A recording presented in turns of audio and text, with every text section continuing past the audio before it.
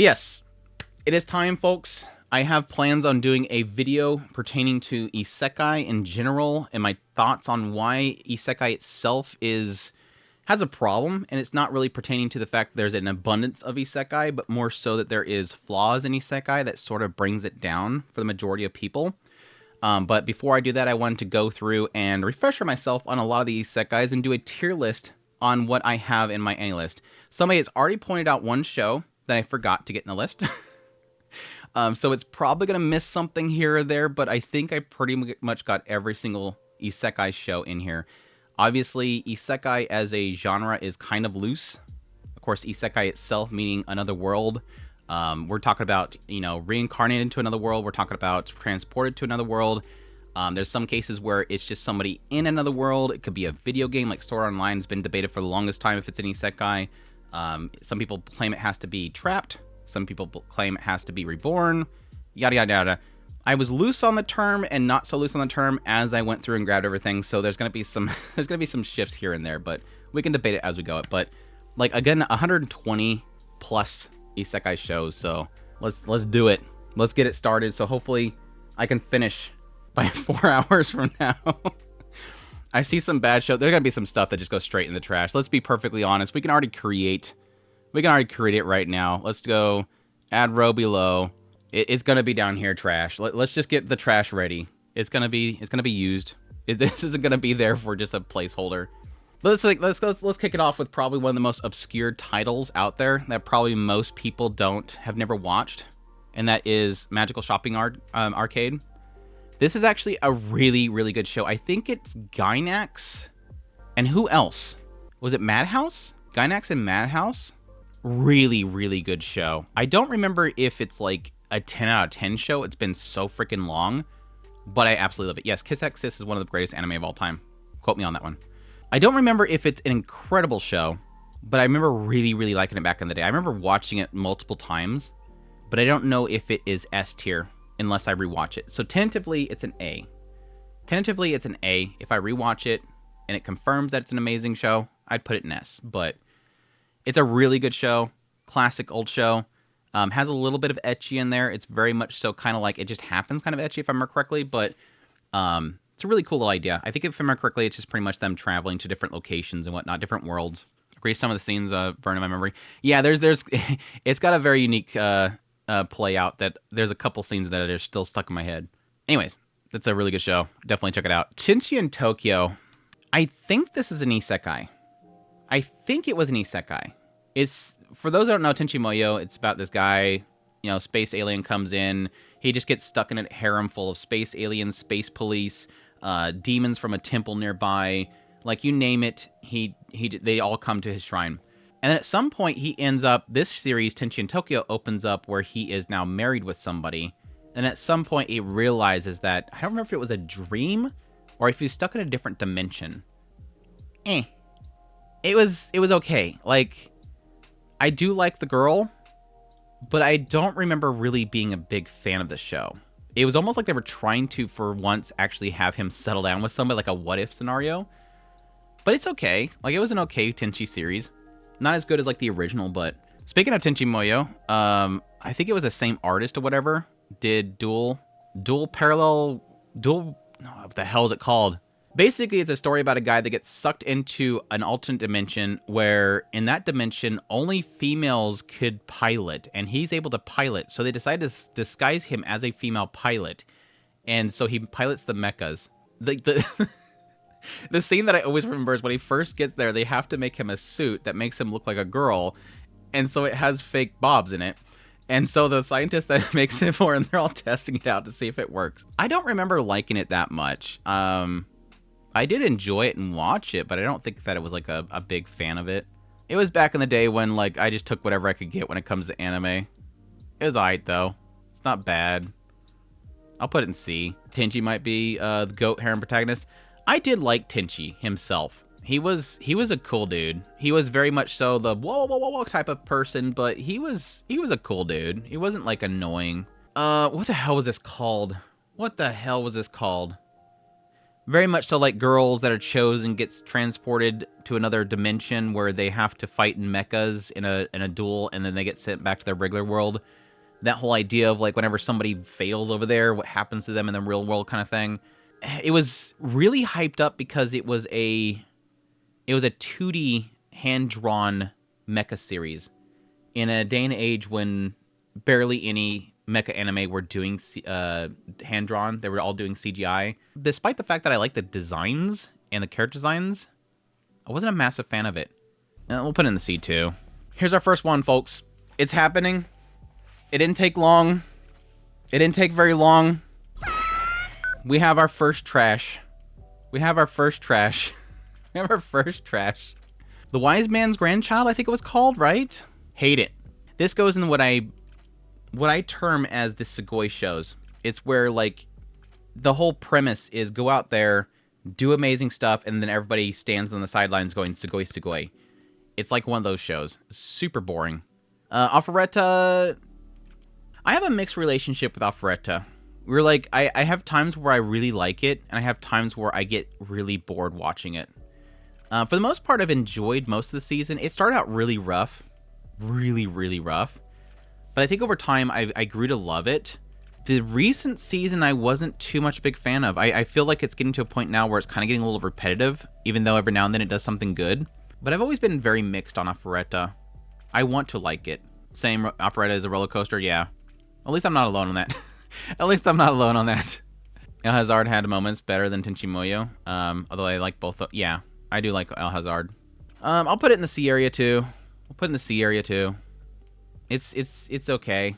It has its moments. I guess yeah, B can. We'll put it tentatively in B because my B is empty. We'll keep it in low B for now, and if B gets too full, it might drop off to C. Yeah, that's the thing. It's like we are going to be basically tiering these based on all of the seasons that I've actually watched. We're going to get into one later on where I have not watched the recent season, but for the most part, it's combined together. So I think it started strong, then still quick. Yeah, it's like getting into all the labyrinths and everything like that. Every now and then it'll bring up something interesting. But I think the problem that I've had mostly with the series is whenever it's trying to include the rest of the school. That's typically where it's like, yeah, I don't care. I really don't care. Like at some point they brought up in this recent season one of the kids in the school that were like that double crossed them, and I'm like, I completely forgot that happened because I just literally don't care. I literally don't care about the other schoolmates. They're trying to make some weird stupid drama out of the other school. I don't care. How Not to Summon Demon Lord. I really like the first season. Is it Rem Best Girl? I really like the first season of How Not to Summon Demon Lord. The second season was for the most part trash. Like, if I just went with the first season, I'd probably say it's a really, really solid B. But taking in the second season, it just falls apart really quick. I'm going to leave it in B, though. Again, another case of low B. But the first season was super good. Like, if you want to watch this series, watch the first season and just leave it at that. Because the second season starts to get into that other kingdom and the church and all that kind of crap. And it just, I think it gets too serious, if I remember correctly. But, yeah. Not this season 2. Wah, wah, wah, funny. I think a season 3 is possible. I don't know how much source material they'll have. I assume that they have enough at this point, but they could have adapted up to what they had. It did feel like the ending of season 2 felt rushed. I'm not sure if that's because they didn't have content for it. Let's see here. Didn't I say to make my abilities average in my next life? I think it's called. This is from the maker of... What was the other series this one did? Was it Potions? I think it was Potions, right? I survive on potions alone or something like that. Not good. Not good. I think it's a fine show for most people.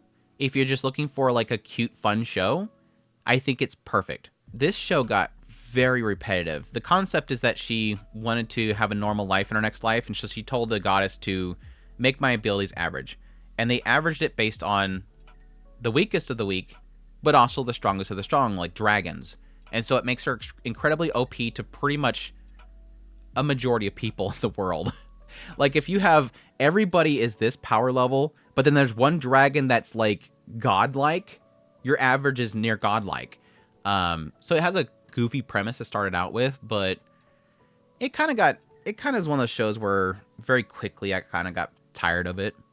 I kind of wanted to rewatch it, but it really didn't work for me overall for the first time I watched it. It was very funny. I maybe I was in a bad mood when I watched it.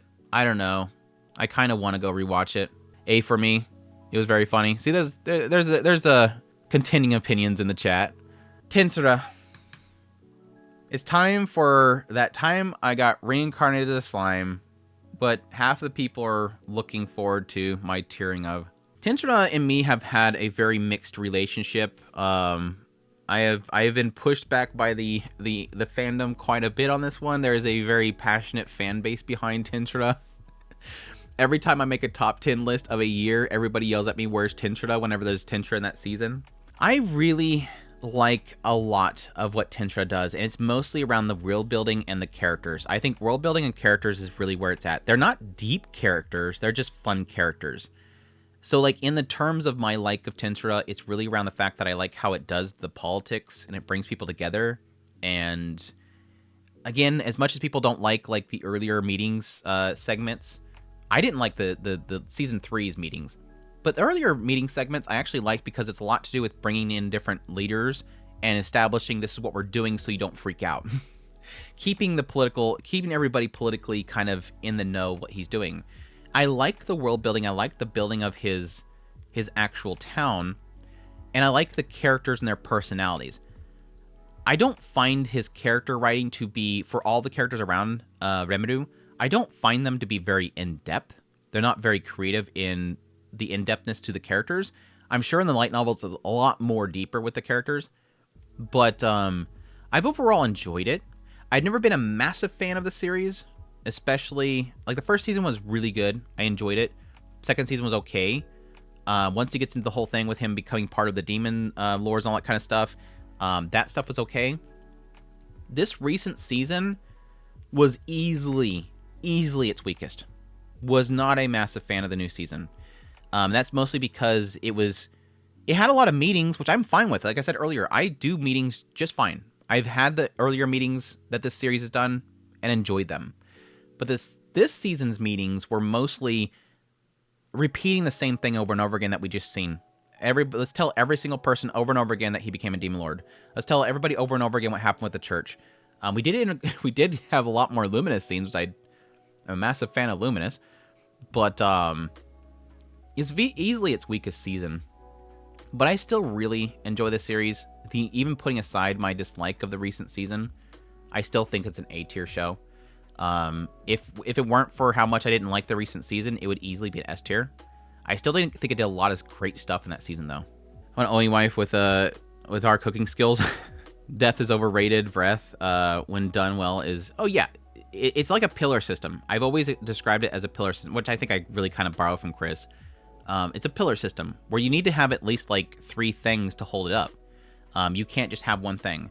For me, personally, you can't just carry a show based on visuals. You need to have something else. Demon Slayer is a prime example of that. There's times where Demon Slayer, I am bored out of my mind, even though it looks fantastic. It looks gorgeous. I'm bored out of my mind. Case in point, the whole Entertainment District arc. People love it. Think it's like groundbreaking in visuals and animation and the fight sequences. Agree with you. But I'd rather just watch the clips. Sitting through that entire season was boring. Visually, it looks great. It was some great action scenes, but it was boring. It needs more than that. You need a character there. You need character writing. You need personality. You need story, world building, something else to keep that up. So, yeah, I agree with you. Isekai with a good foundation is a good start. Yeah. I hate meetings at work. Why do they make it my anime? Because it has cute waifus in there. You don't have cute waifus at your meetings at work, right? You might. There's some people that have their wife in there.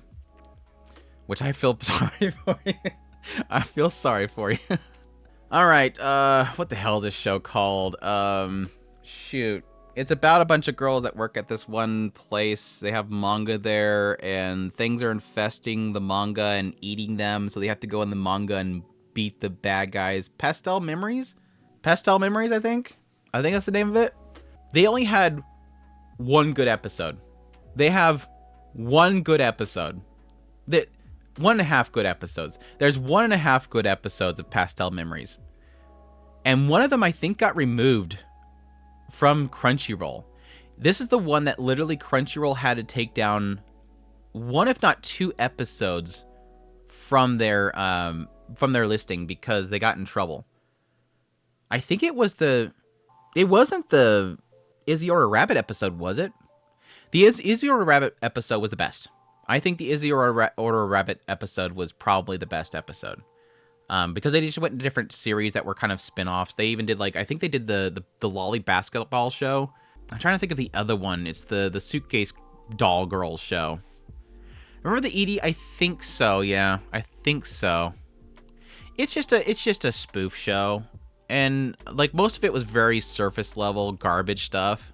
I'm gonna stop trying to remember all the shows because I can't think of the damn names of it. But it was pretty trash. Like, there's a couple good segments, and they're mostly just playing jokes off of the properties. But overall, it looked crap, and it was just not good overall. I wouldn't push anybody to watch it. Just watch clips of it. Trying to remember the name of this show. Was this the Nobleman one? It's trash. It's a trash throwaway isekai. I was bored out of my mind watching it. So Must Buy or So What? I struggle with this one a lot because I think it is a really good story. It's a really good story. Their studio is garbage. Their studio is absolutely garbage. I hate... Like, right now, they're destroying Okitsura. Like, the studio needs to stop making anime and stop destroying stuff. They do good with art when they're stills, but they can't make things move. They're a horrible studio at making things move. They're a horrible studio at directing. I think their director is pretty much on most of their projects.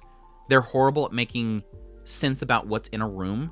Whoever's doing their storyboards and their directing, they're not good at, like, scene composition. Everything about the studio is garbage. The only reason that Spider So What was entertaining was the story's good, the hook is good, and Aoyuki is incredible. That's it. Their CGI with her as the spider was fine. That's probably where most of the budget went. But I hate the studio. I am so tired of the studio. I wish they would stop touching things. Like, they were given a gift from the gods in that they could adapt Berserk, and they destroyed it. Like, nobody likes the Berserk series that they did. It's like one of those things where it's like, they probably weren't given... Let me be perfectly clear. They probably were not given any budget. They probably were chosen by the producers to do Berserk's new stuff because they didn't want to put much money into it. But that's one of those cases where I almost feel like you probably should have, like, given it your all anyways, just because you were given an opportunity to basically do something really incredible here. But anyways, it's garbage. I just got here what's on S tier. Nothing so far. We are empty on the S tier. We are waiting for something. These two are close. These are pretty much S tier for most people. I haven't watched this one forever, and Tensura, the recent season, kind of bugged the hell out of me, so I'm being grumpy. The recent season of Tensura made me grumpy. Anyways, story alone, it's like an A tier. I'm really fascinated by it. The very telegraphed and breadcrumbed twists, even though we kind of see it coming, was really good. I don't like the other schoolmates and their stories, but the studio sucks. It's one of those ones where, like, just read the source material. Like, I'm just gonna stick with the source material on this one. Like, I'd probably watch another season just to see if they can possibly do better. But it's one of those ones where whenever I talk to people about it and they ask, so did you watch that? Did you like it? I go, it's a great story. Go read it. And I'm getting pretty much signals from most source material readers. They weren't happy with the adaptation, and they're all saying read it. Which, that's all source material readers. They all say read the source material, but, you know. Good story, bad studio. End story. All right, let's move on. Demon Lord Retry. I was okay with the first season. Retry R was garbage. Garbage. Made no sense, was all over the place. Alright. Yeah, trash it. We'll trash it, whatever. The only thing that's carrying this show is Kendra Suda. Kendra Suda's the main guy, and he's great. I love the comedy between him and the Saints is hilarious, but everything else is kind of blah, kind of blah. The Isekai Quartet. This has so much potential, so much potential. I don't think it delivers on a lot of the potential. I think they play it safe too much with the Isekai Quartet. I don't know if anybody else feels that same way. I almost feel like they played a little too safe with the Isekai Quartet. It's still good. I still really enjoy it, but I almost feel like they play it too safe. I think the only chibi one that plays it more safe, or at least shorts played it more safe, was probably the Attack on Titan school. Yeah, and the studio does pretty much all the chibi stuff. Like all the ReZero's shorts, all those ones, they're all the same studio. It's just they already have the chibis and they just continue to do other stuff. Isekai Quartet personally was very funny. Have you seen the movie? I have not seen the movie yet, no. But it's good. I like it. I'd watch more of it. I'm trying to remember if I watched the second season of this one. There was 2 seasons, right? I really liked the first season. I did not like the second season. I think I ended up dropping the second season. Or if there was 3 seasons, I dropped the third season. Whatever there was a recent season, I dropped it. Was not working for me. I really like the first season though. I think it's a solid B. Even though I dropped the second season, I still think the series is a solid B. I'm totally trying to remember the name of it. It's one of those ones where she's a villainess and she ends up like making everybody like her because she doesn't want to die. All Routes Lead to Doom? Is that it? And All Routes Lead to Doom is definitely in there. Got Isekai to Another World with my mom and her 3-hit dual blade one-shot death overpowered hit combo move show. Not to be mistaken with my sister and her 3-hit 5 combo death kill move. I like how we have 2 shows in this list that are about like some person related to the main character having OP abilities. I wanted so badly to love this show. I feel like I was the only person not jiving with this show, and it frustrated me so much. When I watched this show, I wanted to like the mom's hot. Yes, let's just get that out of the way. That has been established, right? We can put that right here. Everybody agrees. The mom is hot. She's way freaking hot. She's way too freaking hot. But joke over here. But not a good show in the end. Like I like the other characters they introduce, the other harem members they introduce. But, like, this is definitely one of those ones that could have been really good, but didn't work out. And I also feel like they bait and switch it, because early on, the show is super ecchi. And it's got some good ecchi. But it feels like a lot of that stuff kind of gets toned out as well. There's still ecchi in there later on, but I feel like they kind of toned down a lot of the ecchi. But it just got, like, the whole tower thing and the other moms, there was some good jokes in there, but, God, the whole tower thing killed it for me. Like, it got really boring for me at some point. The mom is hot, though. You think too much? Well, I'm trying to describe why things don't work for me. Because otherwise people are going to get angry when it's not up there. They're like, why? I still think it's good. Just, it's better than it's better than Spider So What. At least it looked good. CD for being another isekai. I am sure the isekai novel is better.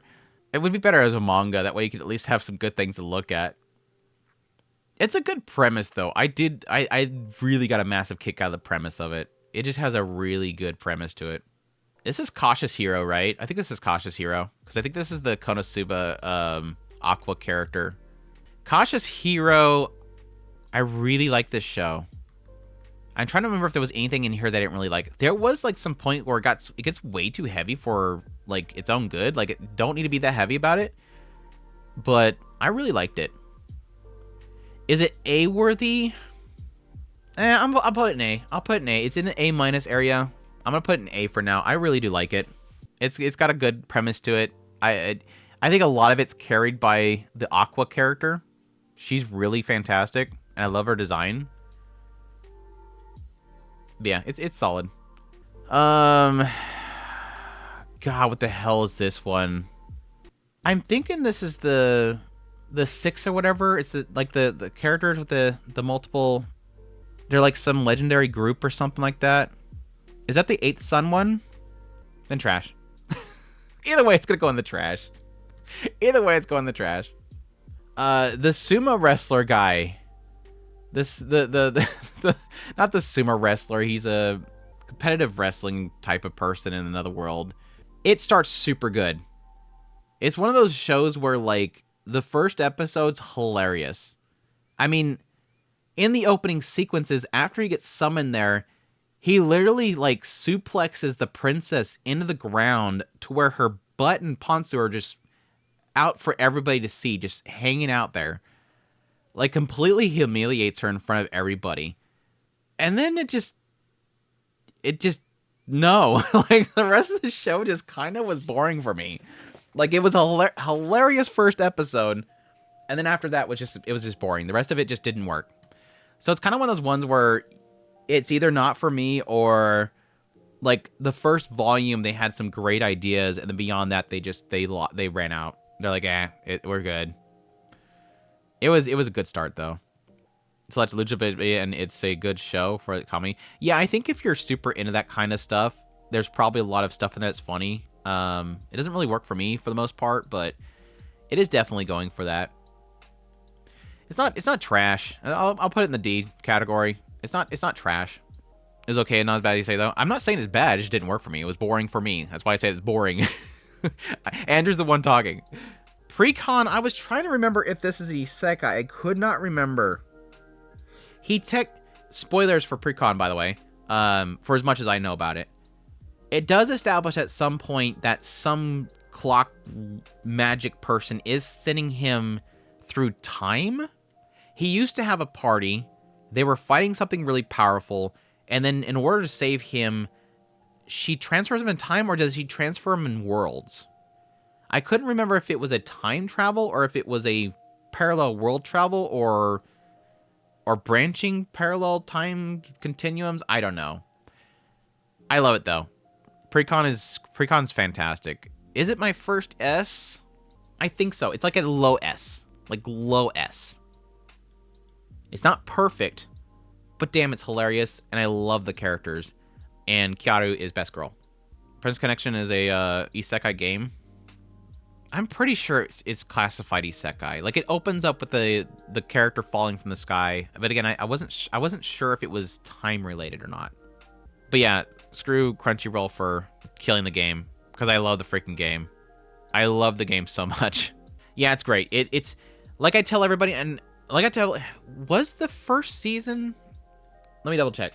Let me check before I shoot myself in the foot here, because this was like a sticking point for it at some point. If you're a fan of Konosuba, it's very Konosuba, because the same director. Like, the director absolutely comes across in both of them. You'll notice that if you start watching Princess Connect in the earlier moments, it feels very Konosuba, and that's for a reason. It's literally the same director. The whole bit early on is like this fact that she finds him, and she's like destined to have to guide him, and he has no memories, and they're just trying to get home, and this pack of wolves keeps showing up and attacking him and dragging him off, and she has to keep saving him. It's absolutely hilarious, dude. It's better than Konosuba. That's tough, dude. That is very tough. I think overall I enjoyed both seasons of Princess Connect, because it gets crazy with the animation too. If you like Sakuga, especially the second season, the insane animation set pieces they do for that was, we're talking deep pockets here. This company has deep pockets. They put some budget in there. But yeah, the first season of Konosuba versus that's a hard sell for me. I think they're both pretty much on par with each other, but they're both hilarious. Watch them both. It's really what it is. All right, the one that should have been the first, it could have been the first, but it wasn't there first. Ascendance of Bookworm. There's not a doubt in anyone's mind that is watching this that knows me, knows this is anywhere but the top of the chart. Ascendance of Bookworm. Absolutely love this show. Just cannot get enough of mine. She's an absolutely fantastic character. I love the cast. Yes, would have loved it to have great budget early on. It's now in Wit Studios' hands. Hopefully Wit Studios doesn't botch it. We're all expecting Wit Studio. It's going to be incredible. Watch it ends up being like a budget show with Wit Studio. I think the studio that worked on it did fine.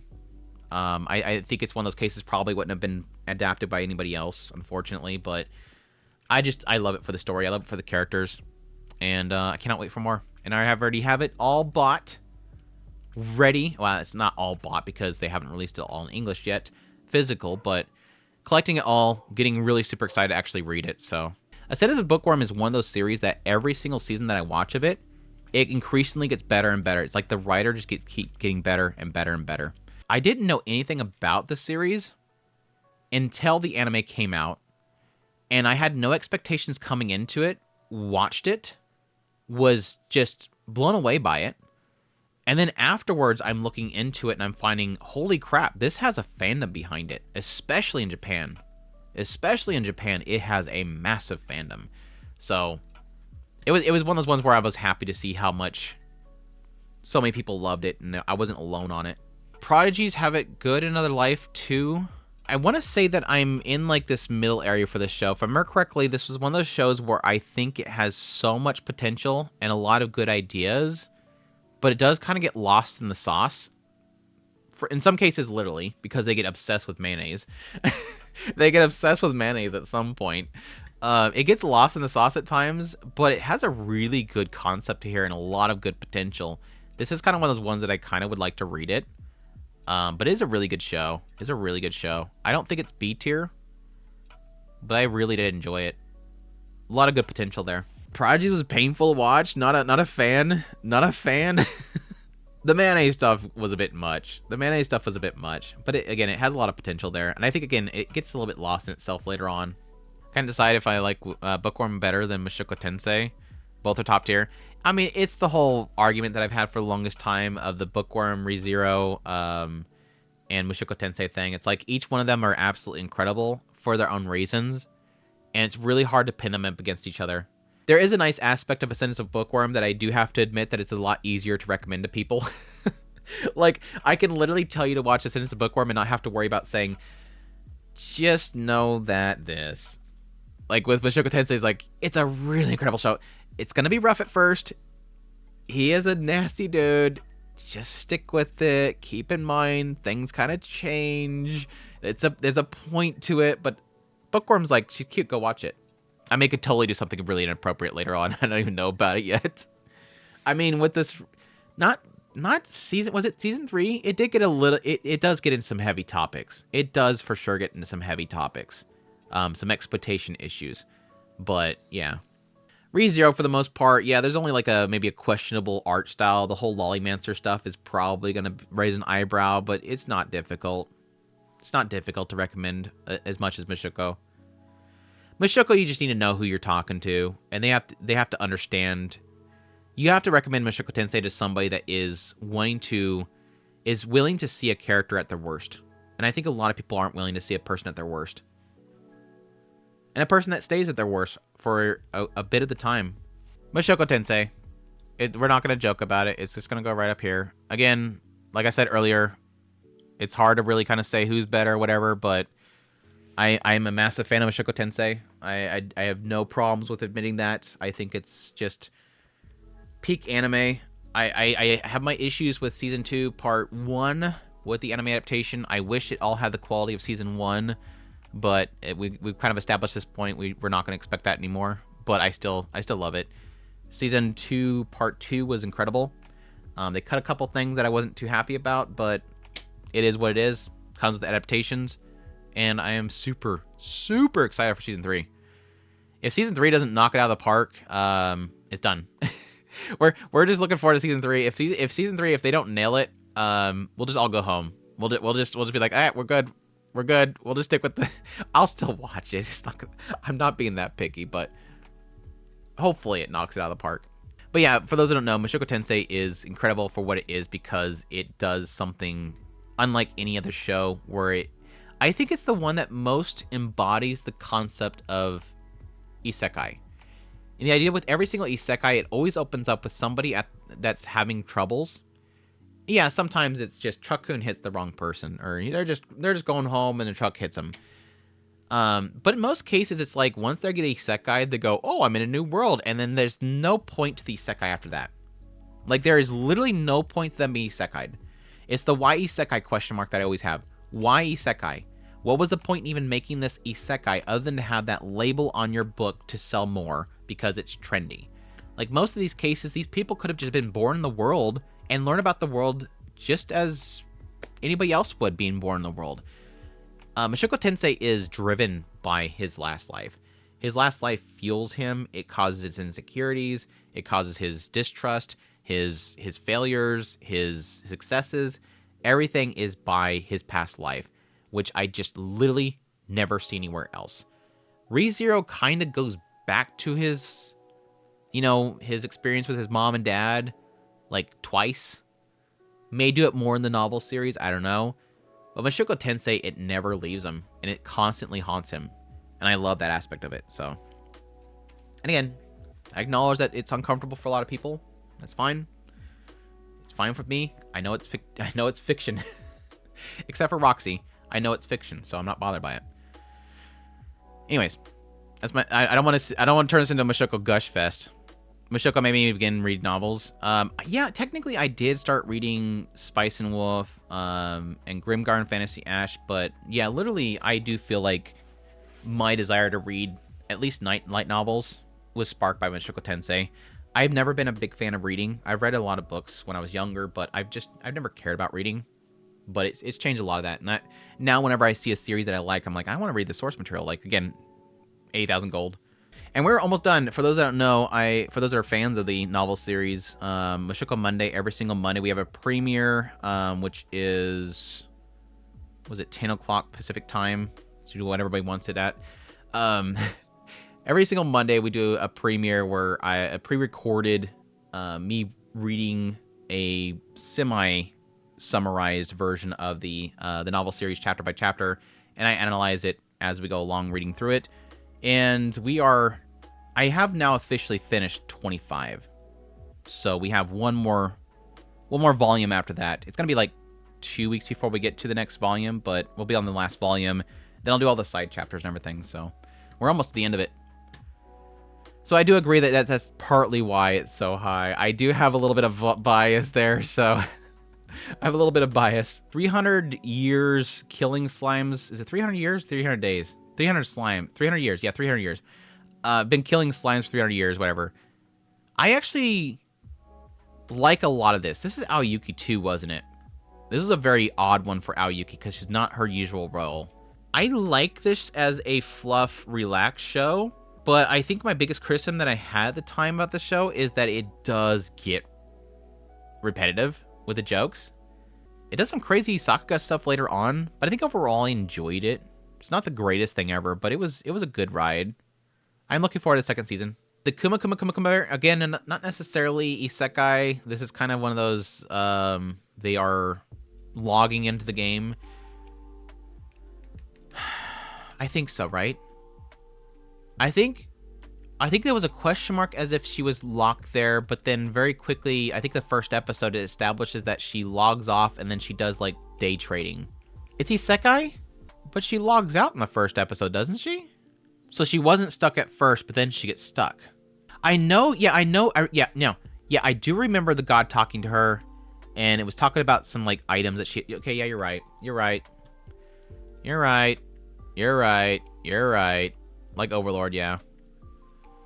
Kuma Bear is very fluffy. I put it along the lines of something like 300 years slime. It's just fluffy. There was some stuff in the second season that I was really liking, so it seemed like it's one of those ones where the writer seems to be getting better as they go along. It's not an incredible show, but it's definitely enjoyable. By the grace of the gods, I was pretty okay with the first season. Another case of I hate the studio a lot because they suck. The second season lost me. I felt like the second season very much so lost me. Like, if you did the first season, I'd probably like in a B, C area. But with the second season, it kind of dropped down to D for me. It's not trash, but it struggles. I struggle a lot with it. El Hazard, it's a classic for me. It's kind of the like Tenchi Moyo. It's got some nostalgic vibes for me. Yeah, I watched it here recently because was it Nozomi Entertainment did another recently. Nozomi Entertainment did another release of it here recently, and so I had to rewatch it, and I remember it. If I remember correctly, it doesn't hold up. Like it's not. It's aged.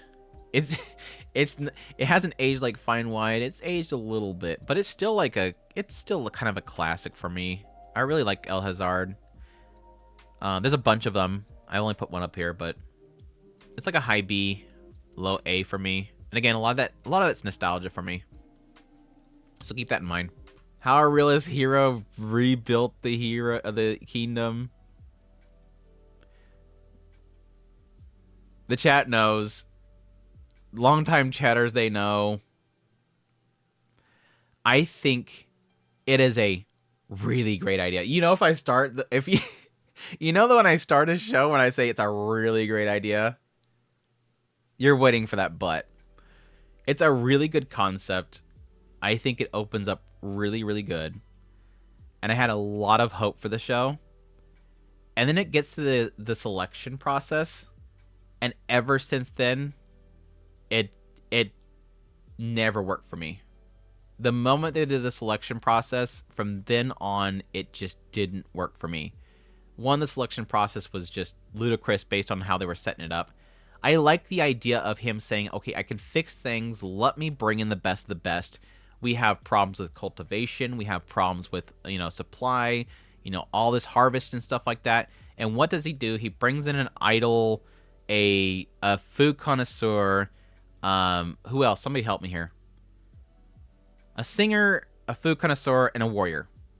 Of the entire kingdom, he could not select better people. Like, he just goes for like things to turn into memes.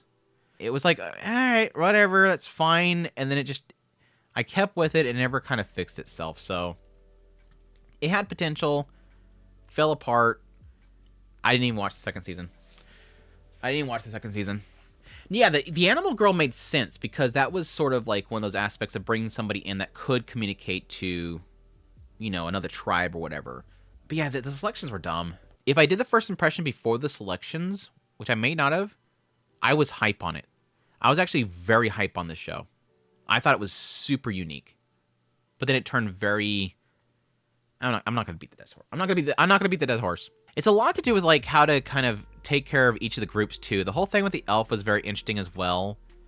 Like, again, there's a lot of potential in this show. It keeps kicking me. It just keeps kicking me in the gut every now and then. Like, don't do that. I do suggest it to people, especially if you're looking for a different isekai, because it's very different. Familiar of Zero, another classic Ryukajimiya show. It's my Ryukajimiya dumb comedy show. I really like it. It's an old classic for me. Nostalgic trip right here. I'll put it in the low area, right above El Hazard. Really love it. For those who don't know, one of the great Ryukajimiya tsundere type league character shows back in the day. There was like a period of time where there was like a whole bunch of Ryukajimiya shows that were coming out where the main girl was a tsundere and it was voiced by Ryukajimiya, like Shakuno no Shana, Familiar of Zero, the Butler Show. Blanking on it right now. But she was kind of king for a while there, and then went off to get do Toradora. But yeah, Familiar with Zero was a fun one. Basically, a guy gets summoned to another world to be this world where there's fantasy. They have to summon a familiar, and the girl summons this guy from our world and becomes her familiar, and she's super tsundere, and she's great. Yeah, Black Company. This is very similar to Resignation Out of Debt. Black Company is very similar to that in the fact that both of them are in that realm of potential question mark delivery. I think it starts out pretty cool concept. The idea of the guy that like did everything he could to make it big in our world. He nails it, and then suddenly gets isekai'd, and then he's right back to having to work under a black company in another world that's like overworking him and everything, and then he has to figure out how to exploit it in order to put himself at the top of the company. Like, it's the idea of being exploited, but then getting to the point where you can exploit other people. It was good, and then like again, another one of those ones where like 3 episodes in, it kind of established the status quo, and it's just fine after that. Like, it's not great, but it just kind of gets in that comfortable area. Has some really funny moments, like all the way to the end of it, but not an amazing show. So it's kind of like that CB area for me. Probably put in like low B, high C. Tsukimichi. The first season of Tsukimichi is S tier. I really like the first season. Really love the characters, love the concept, love the different take on Isekai. Second season I struggled a bit with, and I kind of want to rewatch it, but I'm not sure. I would have the time to do it, but I do really like the first season. The way it handles his way of actually getting stronger, the fact that he's literally, unlike most where they're brought in by the goddess, he's against the goddess. How they handle a lot of the discrimination, all that stuff is very unique. Overall, I enjoy it, though. I think without the second season, I would probably have an S, but I think this second season kind of has brought it down to A for me. High Rise something. High Rise Risk? What the hell is this show called? High Rise Dead High Rise? Dying High Rise? Something? I don't know. Third season was announced? Yeah, okay. I thought so. If I remember correctly, this show doesn't have an ending. I mean, it makes sense because it's a death game, but I don't remember this show having anything of an ending to it. Like, not even a comfortable stopping point. I think the show just kind of ends. It's a death game slop. I wasn't too much a fan of it. It had some good moments in it, but it's death game slop. It's classified isekai because they suddenly appear like on top of buildings and there's like ladders and nobody in the town. It's empty. I'm assuming it's going to be a digital world or something like that they're brought into. I don't know. I don't think we got far enough in the story to know what the hell they're at. They're somewhere else and they're stuck on top of the buildings and they've all been crafted so they can't get down. Anyways, yeah, I'll put it in D. I'm putting it in D. It's a fun show to watch if you just want to turn your brain off and watch people brutally murder each other, and then some people not brutally murder each other in order for you to establish that, oh yeah, that person's gonna be a good, like, whenever you see like a really nasty person and they don't hurt anybody, you're like, yeah, they're gonna be a good guy later on, right? What the hell is this show called? It's technically Trapped, question mark. He gets semi stuck in the worst game possible, the most like difficult VR MMO game possible. Again, it's technically him logging into it, but there is times where he can't log off, and he's stuck with the situation. So I don't know. It's kind of in that gray area if it is a isekai or not. It's kind of like in that realm of something like Sword Art. I'm gonna include it. I was very mixed on the show. I don't remember how I came to in the end, so that's gonna be the difficulty on my rating. I don't remember if I liked it in the end or not. But it has some hilarious moments. And it has some really effed up moments, too. Like, it has some seriously effed up moments in it. The crazy torture lady was great. The crazy torture lady was great. I think she was my favorite in the end. I'm going to put it in high B. Again, I don't remember exactly where I fell at the very end of it. But there was a lot of it that I liked. Let me double check my rating. Full Dive. Full Dive, right? Yep, Full Dive. Full Dive, the ultimate next-gen Full Dive RPG, is even in real life. I did the wrong one. It's even in real life. I forgot about the fairy chick. I forgot she got the game from the chick at the store and she plays the fairy. I forgot about all that stuff. I'm looking at the thumbnails now and I'm remembering funny parts of the show. What did I rate it? I scored it a 5. So I'm very middle road. So I'm like in a B or C area with it. Again, 5's really good for me. It's good. 5 is pretty much good. I have on my YouTube screen over here, I have in the preview, it's like way back at like 40 minutes into the stream, so it's still I have like the Dynazenon displayed up on there. It's distracting. Dude, Ira is the What is it? What we at? We at like the 10th person? Celebrate, everybody. Ira, ding, ding, ding, ding, ding. You are the 10th person that we were waiting for to ask why Dr. Stone is in the list. Ding, ding, ding, ding, ding, ding, ding, ding. I'm just joking. What's up, Ira? Anyway, full dive. Yeah, we'll stick in there. Where'd I put it? Yeah, B. That's fine. We'll go below B right here. I'm starting to remember a lot of the funny parts in it. It's got a, if anything, if you don't want to watch all of Full Dive, at least like find all the funny parts in the clips. There's some really funny clips of it. But yeah, it's very much a gray area one. Harem in a Labyrinth in Another World. I'm sorry.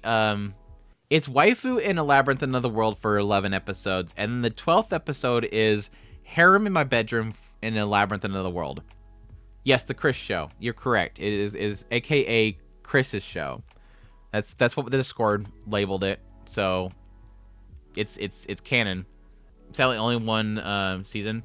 Yeah, definitely overhyped by my brother. He was super into it. I do like a lot of the mechanics they had in the actual show. Like, legit, put aside the joke, the plot is there.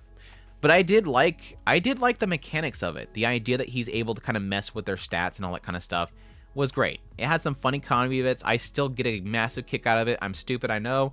I still get a massive kick out of the Cobalt-ness. Like, like this overly exaggerated Cobalt boss that's running up there, and suddenly it just cuts to, and they dodge the attack, and it's like, oh, he's really weak. It's a Cobalt. Of course it's weak.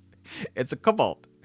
It's good. The ecchi's really good, and the H scenes are really solid, but I think that wasn't enough to really kind of make it all that great for me. And like, all the best girls were in the show for the most part. Roxanne, she's great. She's definitely great. Yeah, low B, high C maybe for me. Like, it's solid. It's solid. What the fan art? You're letting the plot drive you. The plot is in the driver's seat. The plot is in the driver's seat. I'm standing on 1,000,000 Lives. Another in the list of Andrew's shows where it has potential, a good setup. It has points where it can do something really good, but damn, I'm not sure if they're going to deliver on the main character. The main character's the problem. The main character of I'm Standing on 1,000,000 Lives is a douche nozzle.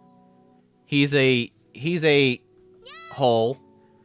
And I don't know if they'll ever actually do something interesting with him. They try. They hint at it, but I don't know. Another case of the studio, just the budget is not there. I'm in the C area for it, I think. I think I'm in the C area for it. The second season kind of brought it down for me quite a bit. But I want more. Like, I'm intrigued by what they can do with that show, but I'm not completely sold on the writer quite yet. There's points where it's like, it feels off. It feels very off. It's dealing with a lot of very touchy subjects.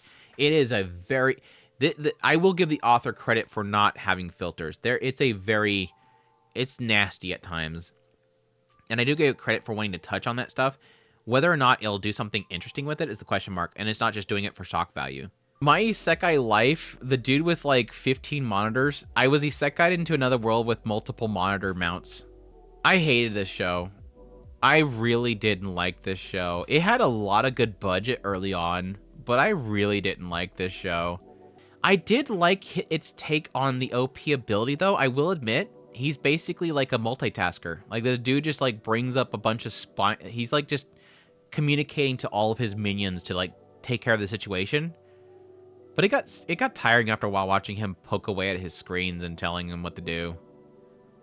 It's not trash, but I wasn't a fan of it. So maybe me MC and aiming to be a friend. So one of the girls actually gets like. So you're gonna go into the world, another harem isekai world, and dude, this has got to be a thing already. No doubt, this is out there somewhere. Mark my words. Somebody in the chat's gonna say, "Yeah, I read it." No doubt, there's a manga or a web novel out there of this. I think I've heard what was it?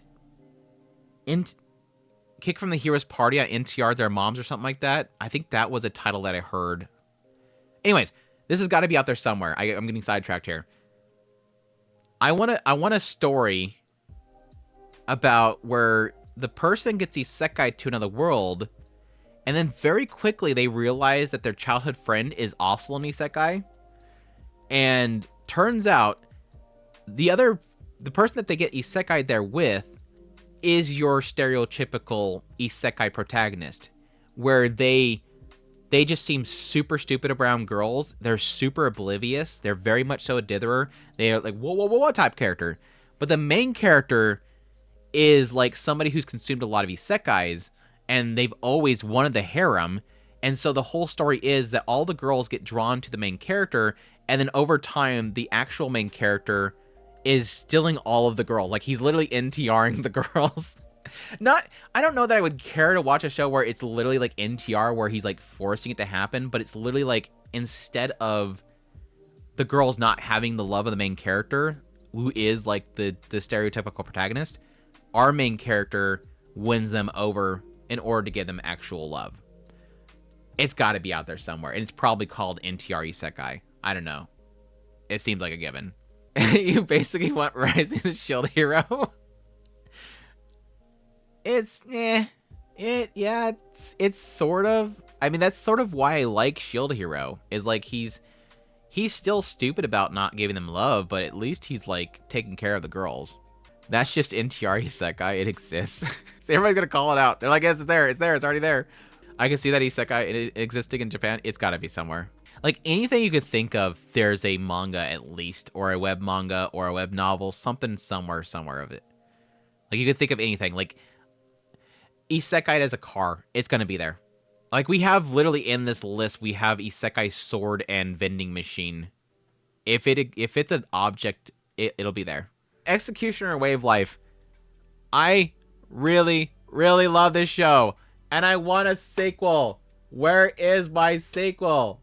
I was so close to just immediately picking up this book and starting to read it after the first season ended, because I'm like, I just have a feeling this is never going to get a second season. And sure enough, crickets. Executioner Way of Life is so freaking good. The later parts of it gets a little rough, I will admit. But I love this show. Is it S tier? Is it S tier? I don't know. I don't know if I could do that. I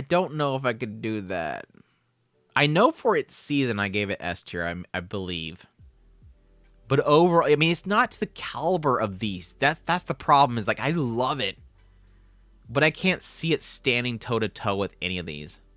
It can stand toe-to-toe with these, but it can't stand toe-to-toe with these. It's super good, though. It's called Executioner and Her Way of Life. Super good. If I remember correctly, that was on High Dive, and so unfortunately it didn't get much attention back then. I believe it was a High Dive show, wasn't it? It deserved more if it was. But it's good, though. It's super good. I highly suggest it. To give people an idea why it's an isekai, it's a reverse isekai, technically. In the world of Executioner and Her Way of Life, these kingdoms are summoning people there. And when people get summoned to their world, they have a power. They're given a power. And then so the kingdoms keep summoning, even though they're not supposed to. It's like it's not allowed. You're not supposed to be summoning people. But people are summoning people. The kingdoms are summoning in secret because they want to get OP heroes that will do their bidding. And when somebody gets a summon, they will then get an ability. And there's a secret organization, which our main character is a part of, that will find out when these kingdoms summon people in. And they're being summoned from like Japan and stuff like that. Just random school kids.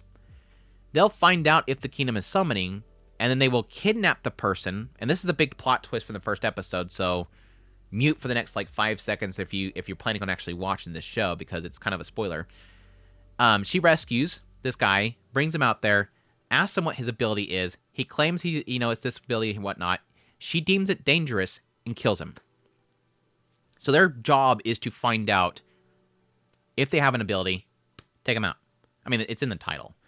It was a cool little plot twist at the very beginning. You kind of seen it coming if you know what the title is called. But it was pretty brutal. And that kind of just snowballs from there as you find out why they're killing him, because it seems pretty nasty. But you find out later on, yeah, people that are brought there, some of the abilities are literally like they're reshaping the world, causing massive disasters. So they don't want isekais there. They literally want to kill him. It's super good. It is super, super good. Yeah, it's similar to Talentless Nana.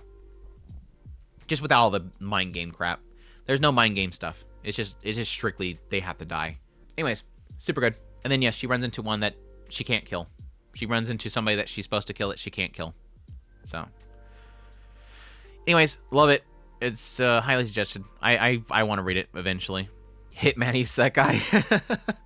Hitman Isekai. But no, it gets into some like backstory stuff, like I said, with like world-ending isekais that were brought there. That literally, like, if I remember correctly, there was one place where the isekai person turned the entire place into salt. If I remember correctly, like there's this land that's uninhabitable because everything got turned to salt. Like the isekai just turned everything into salt. Humans, buildings, everything.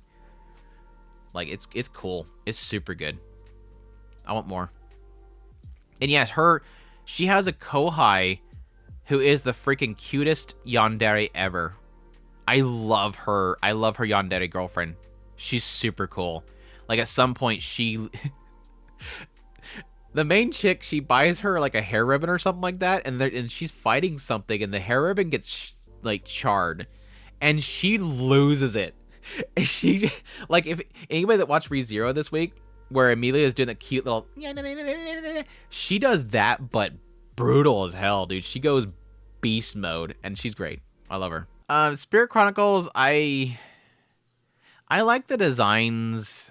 I've never liked this show. I was okay on the first season. The second season, I don't remember if I even finished it.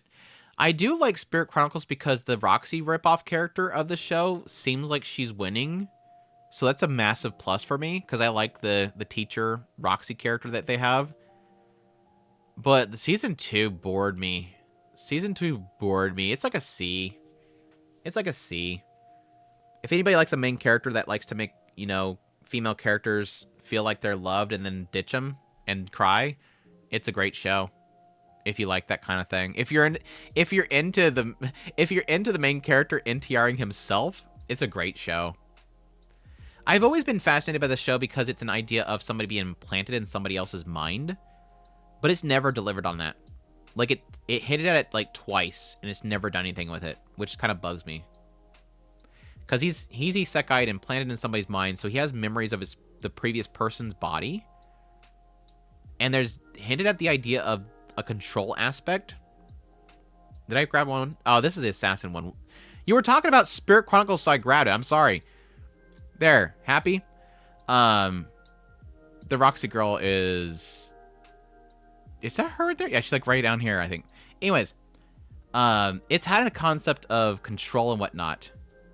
So I've always liked that aspect, but they've never delivered on it. And so I hate it for that. And season 2 literally is just like, now he's got the girl from his past, and now they're just hanging out playing house. And I got bored quickly. But anyways, yes, the world's finest assassin reincarnated into another world so I can strip down people and check their muscle mass. Banger of an OP. Anybody disputing? OP, banger. Like I think I've listened to the OP like 100 times. It's a banger OP. The visuals of OP are pretty solid too. I like the show for the most part. I think it has a pretty blah end. It's got a decent concept there that I'm really excited to see where it goes. A couple rough points, couple of snooze points, but I think overall, I think it's solid. I wouldn't tell anybody to go out of their way to go watch it, but it's a solid one. I'll put it in B. Land of Leadale. Land of Leadale. I like this one early on. This is another one that just started off really good. I thought this was going to be probably like one of those shows that actually ended up being one of my favorites. I think it starts really solid. I love the main character. She's a lot of fun. I just absolutely adore the scene where she meets her dwarf son. That was probably like one of the funniest scenes. I watched that scene so many freaking times. Where she goes in there and the dwarf calls out to her. She's face plants on the ground. Not the greatest budget. This show had no budget. This show had barely any budget. The concept here is that like she goes to this other world that she actually played in, and it's a time skip isekai game.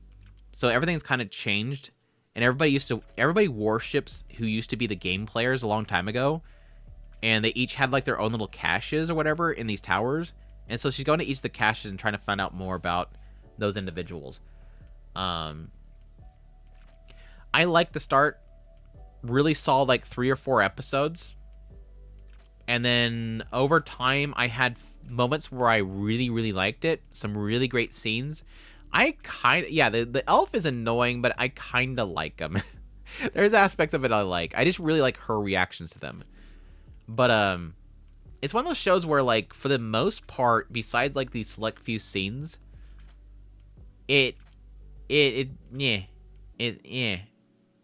So, I'm kind of, like, in a B or C area with it.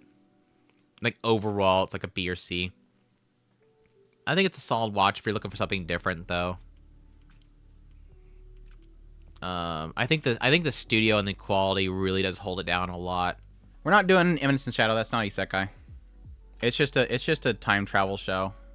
I have the insight on the future of the story. It's actually not isekai. I'm joking. I don't know.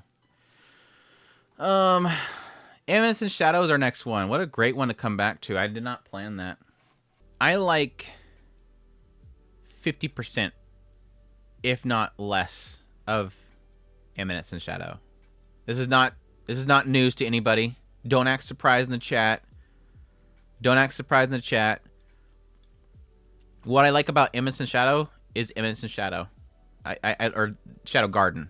I don't like Eminence and Shadow. I like Shadow Garden. Shock Pikachu, thanks. Thank you for the Shock Pikachu faces. It's like I'll put low B. Like, I really do like the world. I like the girls, but the humor around the main character barely works for me. So let's Shaka Pikachu faces everywhere. But yeah, that's kind of where I place it. I think the characters are solid for the most part. They need more of the girls in the front stage. Unfortunately, the writer does not like the girls. Just like the main character does not care for the girls, the writer is consistent with that. Anyways, that's Eminence and Shadow. I think I can't say anybody's wrong for loving it. Just the humor for the most part for the main character doesn't work for me. But other than that, everything else is solid for the show. So I'm looking forward to more. Dr. Stone, like I said, it's very isekai like, but I'm not gonna rate it. It's got all the tropes of isekai, just is not technically isekai, so it's just there. Yeah, you're wrong for not loving it. Well, just screw you. No, you. you know what? You. Okay. Faraway Paladin. This one hurts, I think, of anything for what I'm gonna rate it. It probably hurts the most. My God, there's so many good shows to still go through. We gotta speed it up. Faraway Paladin's probably gonna hurt really bad for me because I really, really love the first season. I think the first season was probably one of the best opening seasons for any isekai. Like, it's very much so like in the same realms for me as something like Mushoku Tensei, where I think the opening season does a really good job of establishing the world. They took a long time and put a lot of work into really introducing you to the world. And yes, that does come with, these brief moments of kind of info dump. And I had a lot of fears that it wasn't going to get a second season because it felt like, okay, great opening, great prologue. Like, we got the established world, now do something with it, and the first season ends. But it got a second season. Problem is, I never fished the second season because it wasn't working for me. I wanted to finish it. I will eventually watch the second season, but for what I watched, it wasn't working for the most part. Not that it's bad. So I think I'll probably still put it high, but with the caveat that I kind of got, pushed to not finish the second season, and I still need to go watch it. So I don't know. It has promise, but the second season was kind of rubbing me the wrong way. I'm gonna put it in the B area for now. Tentatively B area. I like the who was the musician girl? I really like her. I think they had that one episode where the two of them went to that library together, and I'm like, oh, if these two don't end up together, I'm gonna be really mad because they're just so perfect for each other. The Lalafell girl, the two of them together is super cute. I think him and her need to get together. If they don't in the end, I'm gonna be mad. I mean, there's some people who argue the elf boy and him because there's a little bit of a thirst there, but he needs to get with a Lalafell girl. The Skeleton Knight in Another World. I save captured forced servitude girls that are being forced upon the anime. It has its fun parts, but I'm not like a massive fan of it. I think it's got a second season coming. I'll be definitely watching it, but I'm not like a massive fan of the show. It's got some funny moments though. It does have some funny moments. I think the main character kind of sells it. The main character is really fun. He's a geek. He's a nerd. Skeleton Knight in Another World. I love the show A to B, but I am biased for the show. Hope for second season. S tier or else. Cute mascot. Yeah, that's true. Expelled from Paradise is isekai-like. It's not technically isekai. I do suggest it. It's got some really fun action in it. I think the final action scene's super freaking good. Plus, cake. Total Fantasy Knockout. Oh, this one hurts. This show has some of the funniest first episodes I have ever seen in anime. This show, I was so freaking hot on. I loved the beginning segments of it. It was hilarious. The two of them are just comedy gold. And then it gets boring. Like, I don't know how far I got into it before it stopped. Like, it didn't work anymore. Like, like 5 episodes in, at some point, it just kind of loses its steam for me. Comedy's subjective, obviously. Comedy is obviously subjective, but I think after like 4 or 5 episodes, it just kind of lost my interest. But it was a really great first episode. It's one of those ones where I can easily suggest people watch the show, and it's like, and then whenever it's not working anymore, just don't watch it. And you can watch the whole thing, and you're gonna love the whole thing, but just at least start it. At least start it, because again, those first 4 episodes or so was so freaking funny, dude. It's a great concept. I love the idea of literally you're being stuck to do this whole thing, and it's similar to Tensura, where it listens to whatever they desire and then it gives that to them, but it obviously goes into a very south direction, and then they're kind of forced to have to take down the Demon Lord, and the two of them are just absolute dorks. It's very brosexual. Yes, it's very brosexual isekai. That's a good way of putting it. It's brosexual. Yeah, the whole joke, for those who don't know, is that these are co-workers. One guy is super hot and can get any woman, but he just doesn't care. He just has no interest in women. And the main character gets nobody. And then when they get isekai'd, the goddess basically turns him into a total fantasy knockout, which is literally the ideal of this guy who literally has no interest in women. And so now, literally, these two bros, who are the bros of the bros, now suddenly one of them is totally into him.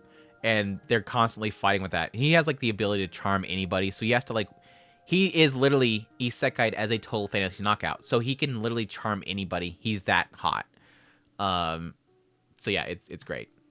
It's super good. Anyways, yeah. I'm going to put it, just for the first 4 episodes, A tier. But I think overall, for me, I'm kind of sitting in the... I think I'm low B, high C. I'm putting high C. What's the name of this body switch isekai? It's not a body swap. Are you talking about Total Fantasy Knockout? It's not a body swap. Uncle in Another World. S. S. S. S. S. S. I love it. I want more. I loved every single episode of the show.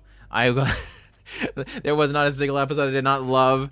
The only thing that was not good about Uncle Another World is the release schedule. the release schedule sucked. But no, I love it. I love Elf. She's super freaking hot, and she's a tsundere elf, and I love her to death. I love the uncle. He's an absolute spaz dork that has like no luck, and I love the stories that they tell.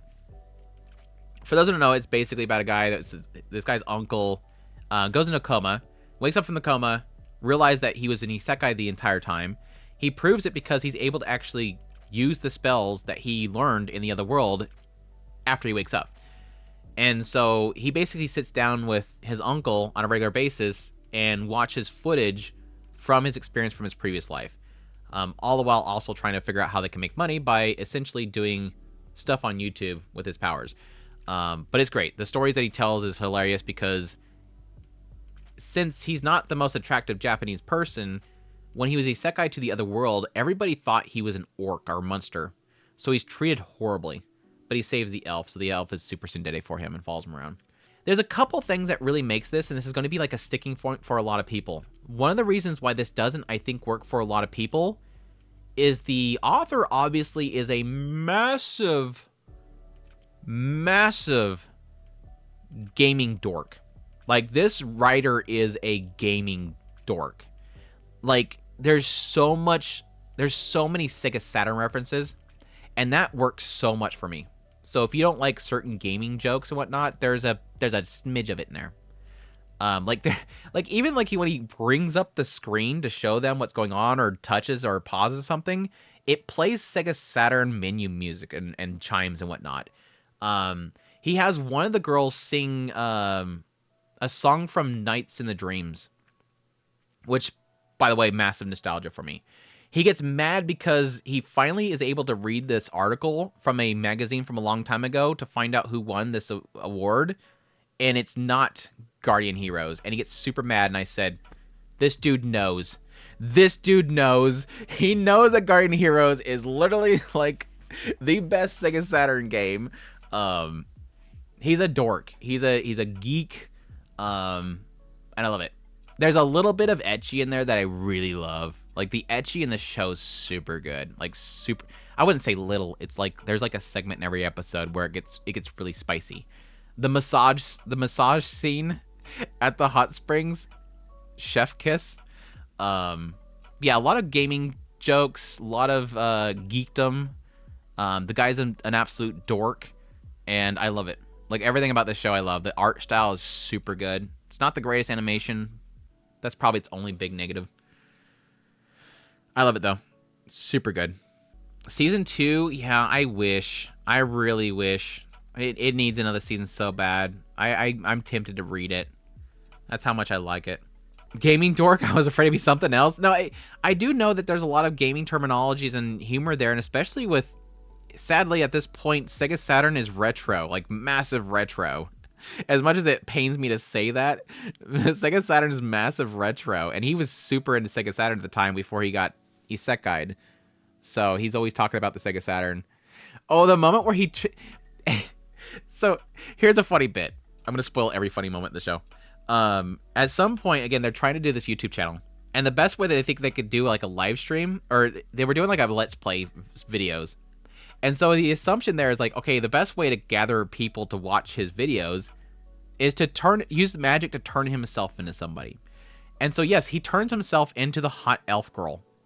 And he's live streaming the game. And so they're like purposely putting the console right in front of him as he's sitting, cross-leg. And the console's right in front of him. And you have like people commenting to move the console and stuff like that. It's great. They have some the ecchi humor, especially around them, is super good. The 2 rooms, the Ice Queen, yeah. The Ice Queen was very interesting. She's very, I don't know, the best way to put it, I guess she's kind of yandere, not really, but she's a neat. The Ice Queen's basically a neat, and he helps her get out of her shut-in nature. And then she becomes like the greatest, she's one of the greatest adventurers out there, the heroes or whatever. Anyways, it's super good. I highly suggest it. It's super fun. It needs more too. Wrong Way to Do Healing Magic. I like the show. I don't think it's great, but I do like it. This is kind of one of those shows where it's like it does everything fine. Like, it doesn't really have faults, but it doesn't do anything great. Does that make sense? Like, it's not a bad show, but it doesn't do anything great. I like all the characters. I especially like the female. And this is one of those rare cases where he gets transported with a bunch of classmates, and they're all cool. The girl is super cool. The girl that he gets isekai with is super good. I like how they kind of get into the idea that she doesn't want to go back. I'll put it in B. Yeah, it's a fine show. It's fine. It's fine. Easy B. Yeah, easy B. Nothing risky. Yeah. I'll wait for the moment that the guy that they isekai with turns into a jerk. But he's got the cute princess keeping him in check, so I don't think she's gonna go bad either. Anyways, Reincarnated as a Sword. I don't think it's S tier. It's close. It's close, but I don't think it's S tier. It's A tier. It's solid A. Reincarnated as a Sword is a solid A. The only bad episode of Reincarnated as a Sword is the first episode. At least the first part of it. But the rest of it's great. I love my Papa Sword show. I think it's a really solid show. I really am super excited for the second season. Yes, the show is carried by the cat girl. The cat girl is super cute. She must be protected. She's a lot of fun. I think for the most part, it's a pretty fluffy, fun show. It does get heavy quite a bit here and there, especially about discrimination against her and her race. But it's one of those shows that I just love to. I love to cheer on the Dotaru. I want her to be happy and get stronger. Yeah, the cat girl's the main character. The sword's the support, right? Exactly. The Papa support character. It's crazy how some crazy ideas for isekais are actually pretty good. I think it's refreshing, and for the most part, for a lot of people. Whenever there's like a crazy idea there, it's kind of refreshing. Yeah, they're seen as a race that doesn't evolve. Every other race strengthens up quicker and evolves, but they don't. So everybody looks down upon them and enslaves them. But yeah, I'm looking forward for the next season of Dotaru Sword Carrier. Isekai is a villainess, so I'm taming the Isekai. She's taming the final boss. I'm in trouble, so I'm taming the final boss. Something like that. I'm trying to remember this entire show. This is the one that the first arc was great. If I remember correctly, the second arc's when she... This is the one where the second arc she goes to another academy, right? Because like there's two different like otome games that she's a part of. Yeah. And then he's apparently like a dean for it or something like that, the school that she goes to. And she goes undercover, ? Because I really like the first core of this one, or the first arc of this one. But then after that arc, I did not care for it. Like, the first arc's great. The rest of it's just blah. So this is like a C for me. It's a really good first arc, though. Their chemistry together was great, though. I really liked her as a main character, though. There's some good moments in the other school, but yeah, it didn't really work for me. Reincarnated into another world a second time. Hated it. Trash. Absolutely garbage. It's literally like... To describe this to people, it's in the title. He gets isekai to the same world twice. So he goes to the world, he saves it, he gets back to our world, and then at some point, his class gets isekai'd again. And it's to the same world, but later on. And so, it's just literally like... How I felt watching this show is like, if you were to suddenly just turn on a random isekai show on your TV, your app, whatever, like you select a random isekai show in the isekai category, and you hit it, and it hits the newest episode. And that's how that feels. Because the entire show is him re-meeting the people that he already met from the first season, and we're supposed to just know who they are. Or sometimes it explains who they are, but it just feels like you're just watching the second season. That Miss Wrong Way is Healing Magic. Yeah, it is like here. B, right in the middle. It's good. It's good. Nothing. It doesn't do anything bad. Has a really great female character. Everybody's solid in the show. Just nothing. Doesn't do anything great. Remember the isekai about someone that reincarnates into an apple? I wouldn't doubt it. Wouldn't doubt it. If you can name an object, there's an isekai into that object now. Reincarnated into a Otome game, Life is Tough for Mobs or whatever. I actually really like this show. I actually really enjoy it. I think the main character is a D at times. but it's a solid show. I like the villainous girl in this show. She's so great. The only frustration I have is that the art style kind of across all the girls feels a little samey, and I think the art style of the source material is super freaking good, but unfortunately they most of the time can't capture the art style. I think it's like a high B for me. I actually really like it. It's almost close to A. I am another one that. Where's the second season already? Like, didn't it get announced really early? Mob Isekai high A, low S. It's something I noticed a lot. A lot of isekais have a good first arc, and after that are bad. I think most should stop with the one arc. That would help one start average become great. Yeah, like I said, I have no proof for this, but it just I have a feeling for it. There's a lot of cases where I feel like there is a stinger story that the writer makes to give to the publisher, and it's got a really great concept that grabs you. But I think a lot of writers don't plan ahead. They're just looking for something they can get published, or they're looking for a snag for people to check them out on a web novel or something like that. And they don't really, and I don't think it's really they're being deceptive. So don't get me wrong, I don't think in most cases they're deceptive. But I think there's some cases where somebody has an idea, and it's a really good, quick story, but then either people ask for more, and then they have to build off of that, or they're not the type of writer that's forward-thinking. It's very rare to have a writer that is a really forward thinker, where they think things out. Like, I noticed this a lot with, like, Mushoku Tensei, reading into it, where I suddenly realized that, holy crap, he was cooking something back here. Like, we're finally getting into... It's consistent. You're finally getting to something where, like, holy crap, he talked about that way back here, but we haven't talked about it since then. Now we're finally getting into it. It all ties in together, kind of thing. I don't think a lot of writers are... It's a very difficult thing, and I'm not criticizing people. I think there's a lot... I think it's very rare to have a writer that plans out everything, and is very meticulous about how they get into it. What the hell is this called? Reincarnated as a pig. Don't heat the liver, pig. Something, I don't know. Heat the liver. This show's super good, or the story is good. And the world's it's okay animation. Like, it's got some good little peaks of ecchi here and there. It gets super rough visually towards the later part. I'm not gonna lie. There's some points where it's like it gets super rough. I like the setup of it so far. I was actually very much so surprised by this show by the end of it, how intrigued I was by the world and everything. I'm in like a B to C area with it. Like a B to C area with it. Another one that had some massive delays. I'm going to put it low B. Lisalot technically is isekai. It technically does have isekai. I really like this show. I was super surprised by it. I'm going to put it like low A. It's not incredible, but I loved it. I loved a lot of it. At first, it's kind of this idea of them essentially doing Let's Play commentary over an Otome game. Like, they realize at some point that the characters can hear their voices.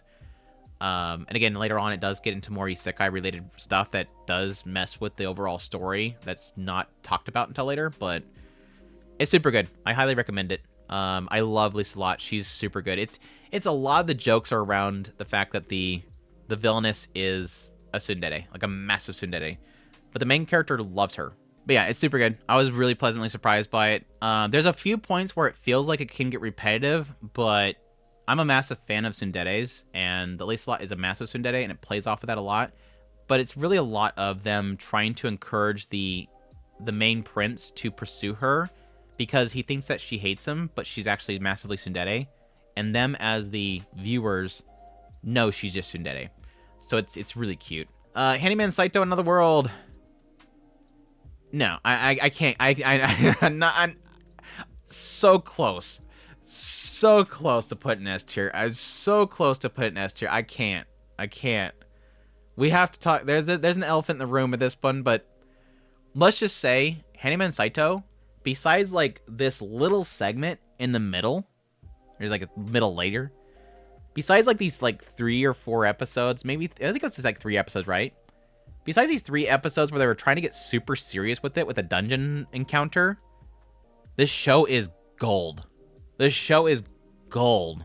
It's a parody off of Isekai in a way, meaning the idea that the Isekai character is a handyman and he joins a party and he utilizes his skills as a handyman to repair armor and open up locks and stuff like that. And he joins like this ragtag group of adventurers, their party. One's this like cute semi shy tsundere type warrior chick who's like got this massive weapon and she's just freaking great. They have like the fairy who's apparently as tall as a foot measurement in this world, which is interesting, the origins of that foot measurement. And then, and then you have like the girl's, her grandfather's in the group, and yeah, at some point he loses his junk. It's great. Like the comedy is hilarious. Like I could not stop laughing at the show. Again, comedy subjective. It got me. Like it's subjective, but it killed me. I could not stop laughing watching this show. So I highly suggest watching it. Another one that needs a second season, like now. Yeah, the what was her name? Lafita? Is her name Lafita? The fairy's great. Now Toyama's voicing on her was perfect. Lafinpan, yeah, she's a Lafinpan measurement. The origins of the Lafinpan measurement was so freaking great, dude. And they just look at Lafinpan and she's like, "Stop looking at me after you just heard that, dude." That king, he stood proud. That king stood very proud when he made that measurement. Anyways, yes, Handyman Saito Another World is so freaking good. I love it. The later parts was actually really good. It actually got me very emotional in later parts of it. I want more. Yeah, it does. Animation is really solid for that show too. Yeah. Was it Madaraka? Yeah. It was named after the king, if I remember correctly. Black Summoner, garbage. I hated it. The CGI is horrible. The main character is unbearable. There's some cute characters, but overall, I could not stand that show. My Sister with her 2-hit combo attack. This show is not the greatest for me. I think I love the sister, and I love the comedy around the two of them. It has a lot of funny moments, but it's very repetitive. It's a very repetitive one for me. I lost a lot of interest in it very quickly. But I do love the siscon joke in it. The concept of the sister literally... The sister isekais herself just to be with her brother. That's how much she cares about her brother. It's great. The ED is amazing. Yes. Thank you for reminding me. The ED on 2-hit sister combo. What's the actual title? My 1-hit kill sisters. It was 1-hit kill. Why am I talking about 2-hit? I'm thinking of the mom one. My 1-hit kill sister. The ED of that one was super good. Visually, like directing and everything was so freaking great. Way better. One punch sister. One punch. Okay. Anyways, Farming Life Another World, Farming Life Another World, right? D. It's so funny because I argued before, like if I was Isekai, this is probably me right here. Like if I actually got Isekai, this is probably me. But I don't like watching it. This show had too much of a problem with it couldn't focus. Like it's literally just or constantly like build this, do this, build this, introduce this person. It felt like it spent way too much time introducing like massive amounts of Harem members. I think this is probably a better read than a watch. I feel like it spent too much time just introducing the next Harem member every episode, and I got tired of it. But it's decent. Kamikatsu. Spoiler, technically isn't one. Kamikatsu, spoiler, technically isn't one. My level 1 skill makes me OP in Another World, right? Something like that. My level 1 cheat skill makes me OP in Another World. Same studio as By the Grace of the Gods.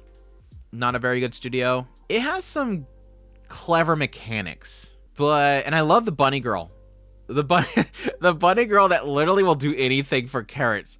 Like this chick would just lay it all out for him if she can get a carrot. Like was a term that she said, carrot or die?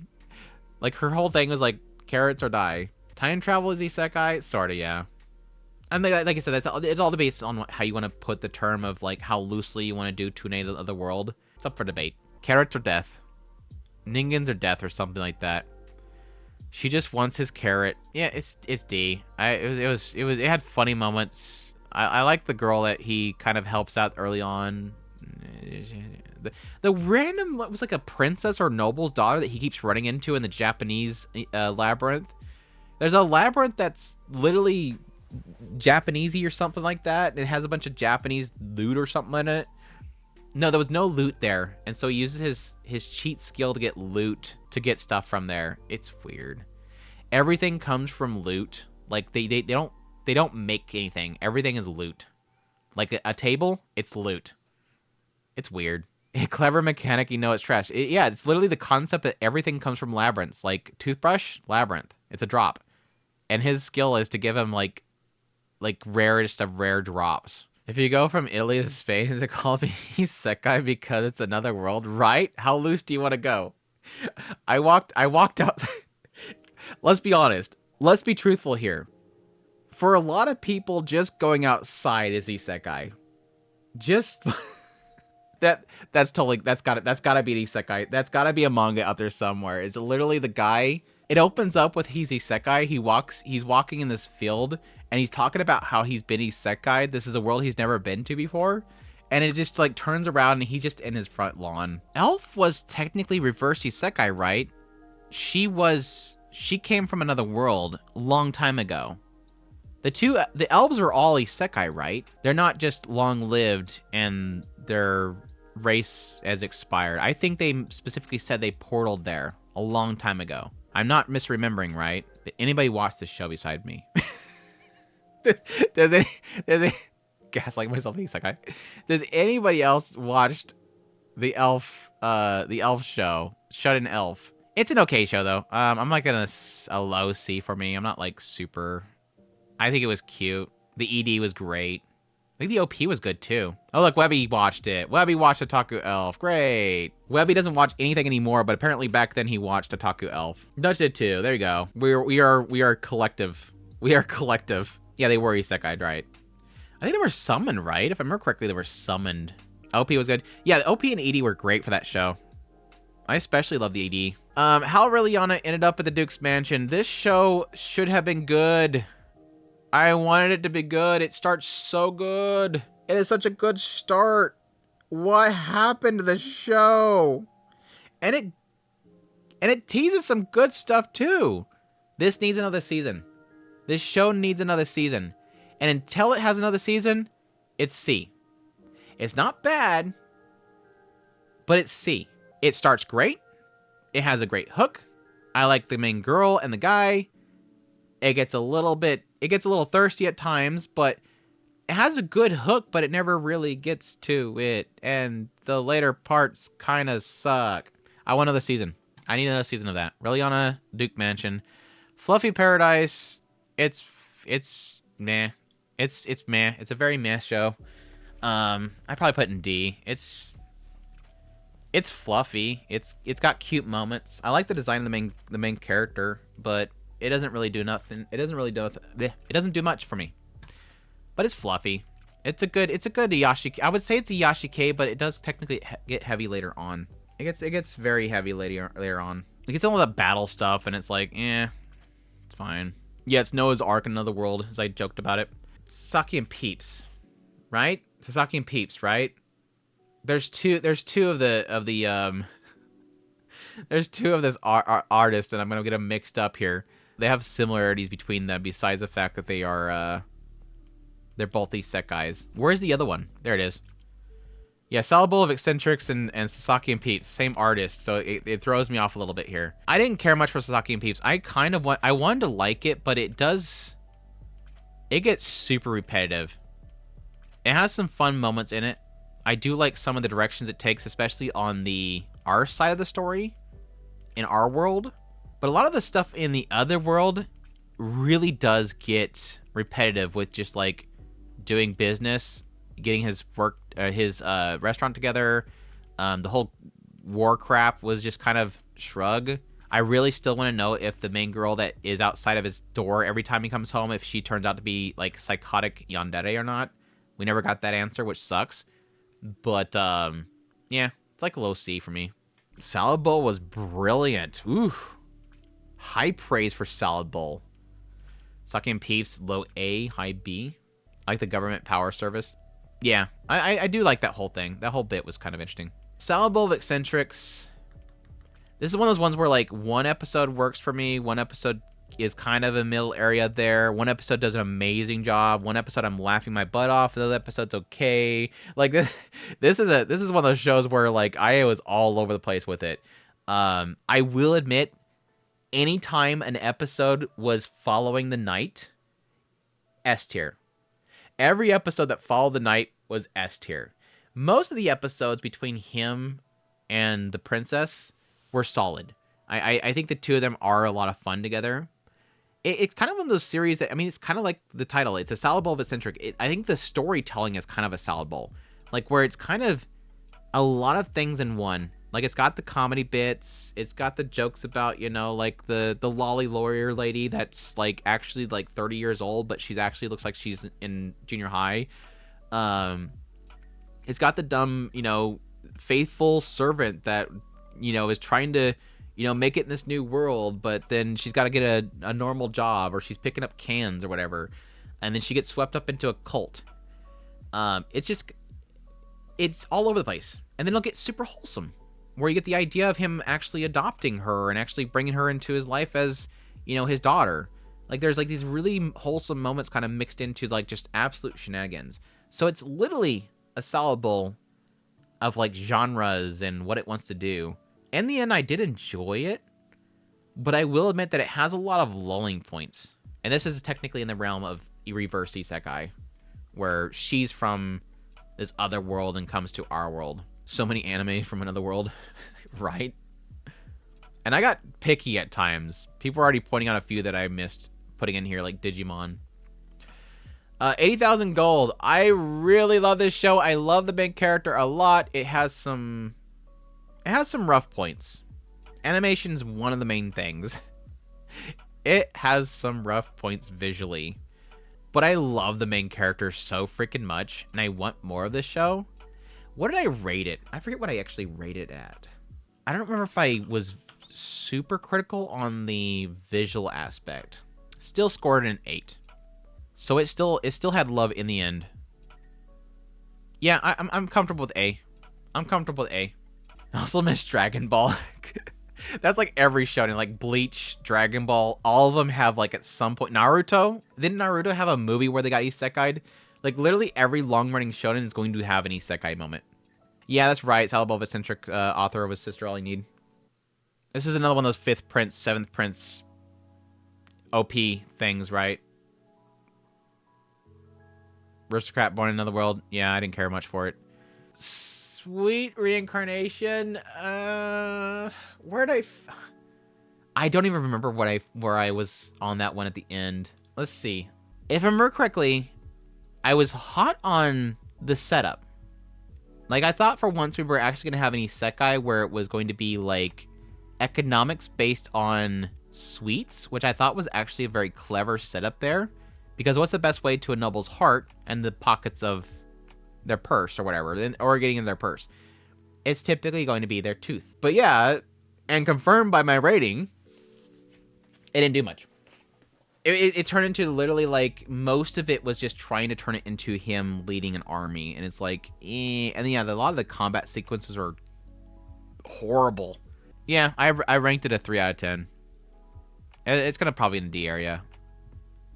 Like, it had potential, but it just kind of fell into the same tropes.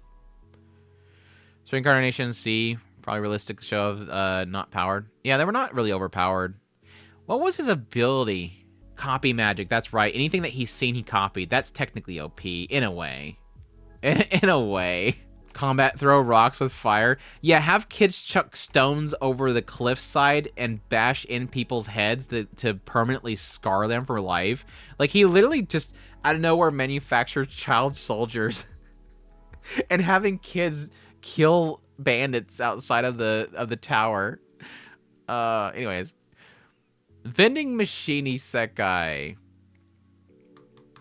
In other world as a condom vending machine. I wasn't a huge fan of it. I know that it had quite a bit of a following. A lot of people really did like it. It had some WTF moments, especially the Mentos. The Mentos thing was absurd. I'm sorry. It was about the stupidest thing. I laughed at the idea of how do you describe in like as a vending machine, how can you tell somebody how to use like soda and Mentos together when you can't talk?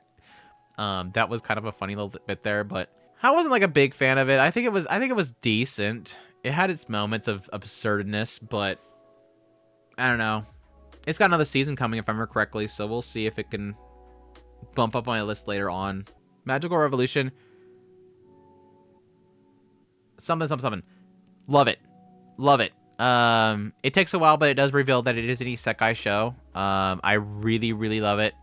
I don't know that I would put it in S tier up with everything else.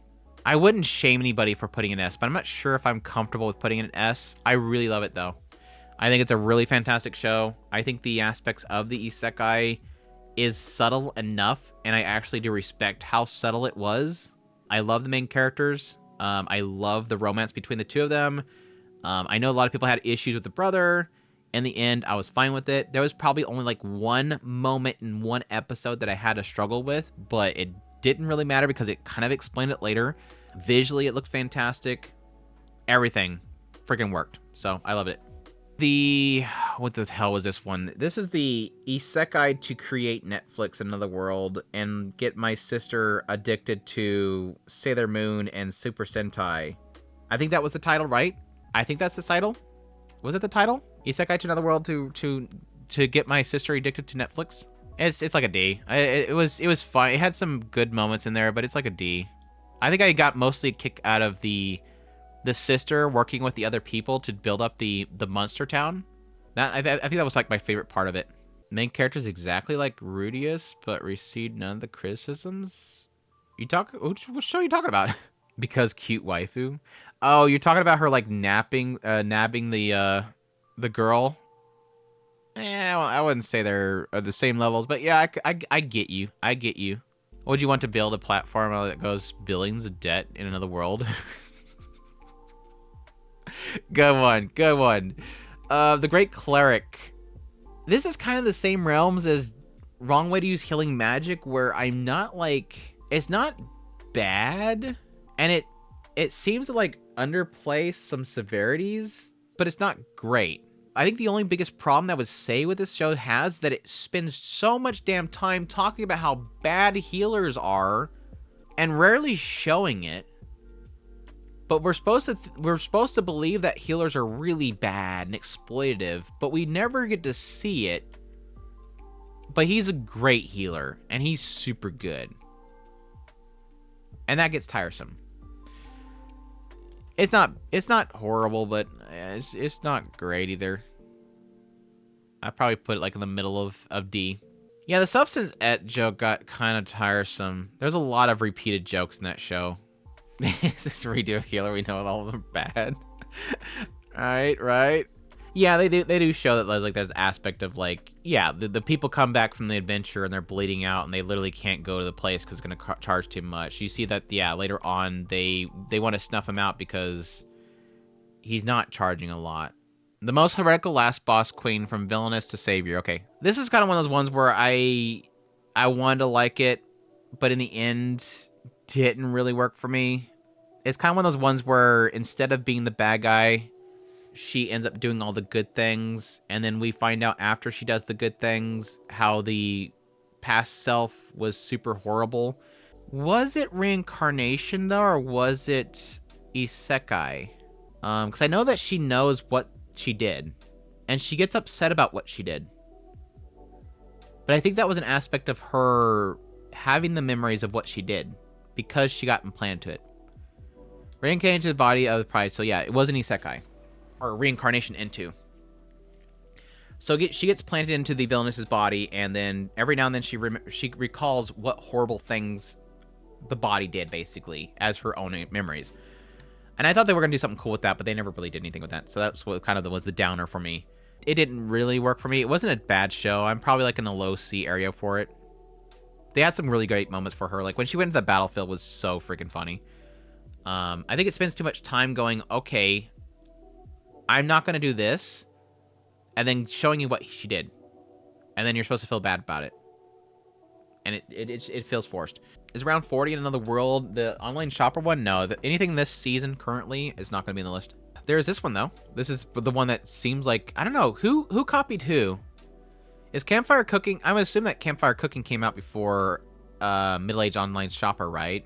Campfire Cooking was fun. I don't care much for the food stuff. I've never cared for the food stuff, but I think it was a fun, enjoyable ride. Plus you have Einzon Goldu is the friend rare, and then we have the cute slime. I think solid B. No, I'm talking about the source materials. I know that middle-aged campfire or middle-aged online shopper came out this year. I'm talking about who made the source material first, so we can claim who copied who, because they're very similar. They both have Amazon Otherworld. Tsundere Tsundere Eyes on Gold Wolf bro. Seventh Prince, the show that got way too much damn budget and everybody's jealous about it. I wasn't a huge fan of Seventh Prince. It looks great. I love the ecchi. I love the kickboxing girl. I love the maid.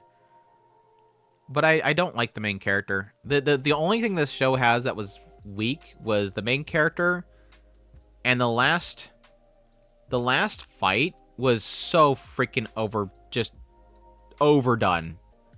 God, now I'm thinking about the last fight, I want to put it in D. I'm putting it in D. Again, visually great. I love the comedy around all the girls. I love the ecchi. It looks great. I'm not a fan. I'm not into Shota thighs, so that part doesn't work for me. But most of all, I don't like the main character. I really, really don't like the main character. And that's literally most of the show is the main character. Seventh Prince is trash for me. I thought I'd get more blowback about this. Everybody's saying trash. What happened? I thought everybody loved the show. Why am I the only one that doesn't like the why suddenly I feel like I'm no longer alone? I've felt for this whole time, I have always felt alone, and then suddenly everybody's on board with this. Trash tier. No, Excel Dog likes it. Okay, thank you. And I now feel alone again. Thank you, Excel Dog. Excel Dog likes it. Best use of CGI. In Another World with my Shota thighs, right? Dude, the thirst that the studio went with the manga, they obviously use the manga art. The thirst by going with the manga art route is so crazy because they know exactly what they're doing. The light novel doesn't even look like that. He looks so normal in the light novel. It's just the manga is super thigh thirsty. Hate this show. Only tourists love that show. It looks super good. I am never going to doubt the fact the show looks super good. Besides the thighs.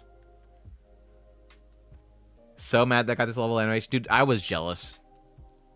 Like, it got more budget and quality than one of my favorite shows, Mushoku Tensei. Of course I'm going to be mad.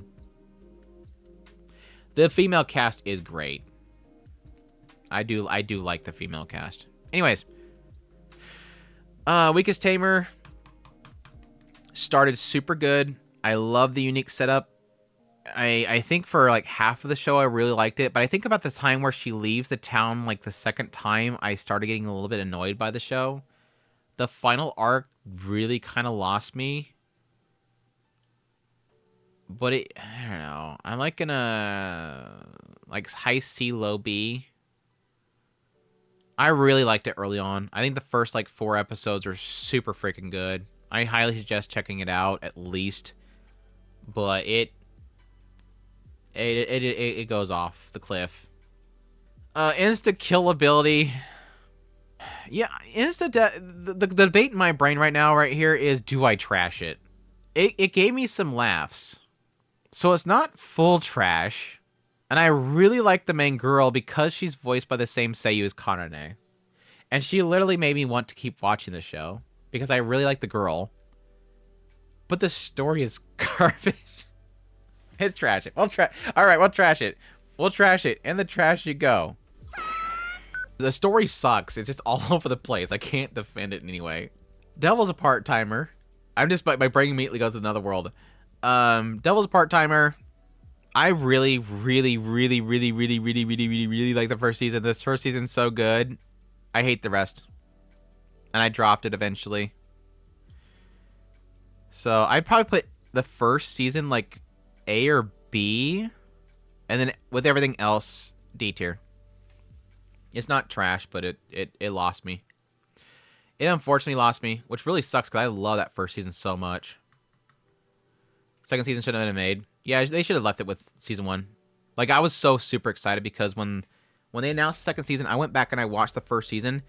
Even, what was it, like 2023 or 4?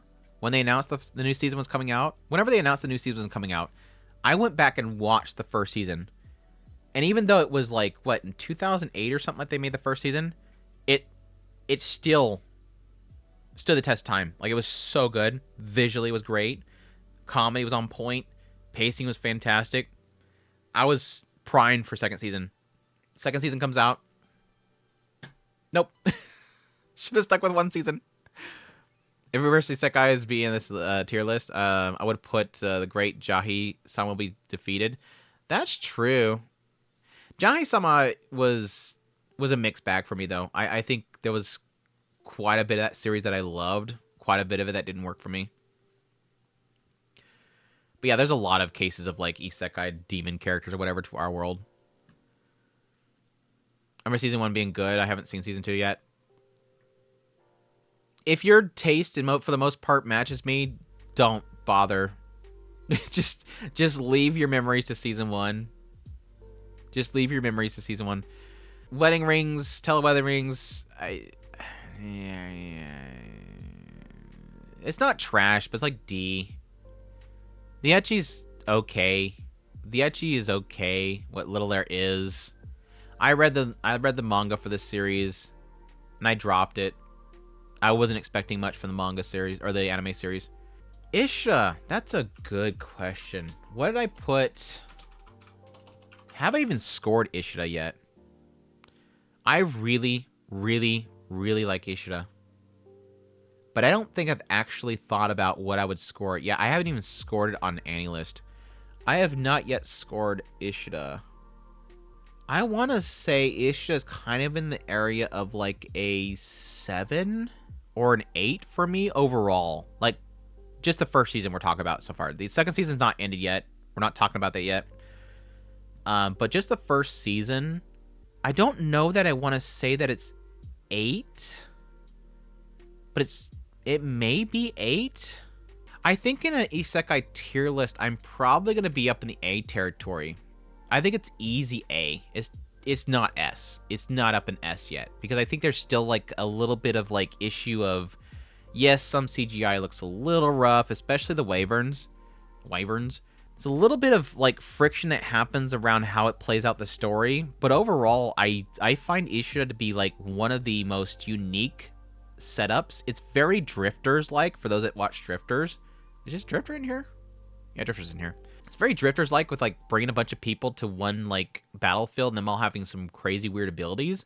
But yeah, so many great moments in that first season that I'm now remembering. Yeah, I think it's a solid A for Isekai. I highly suggest it. I'm loving season 2 right now too.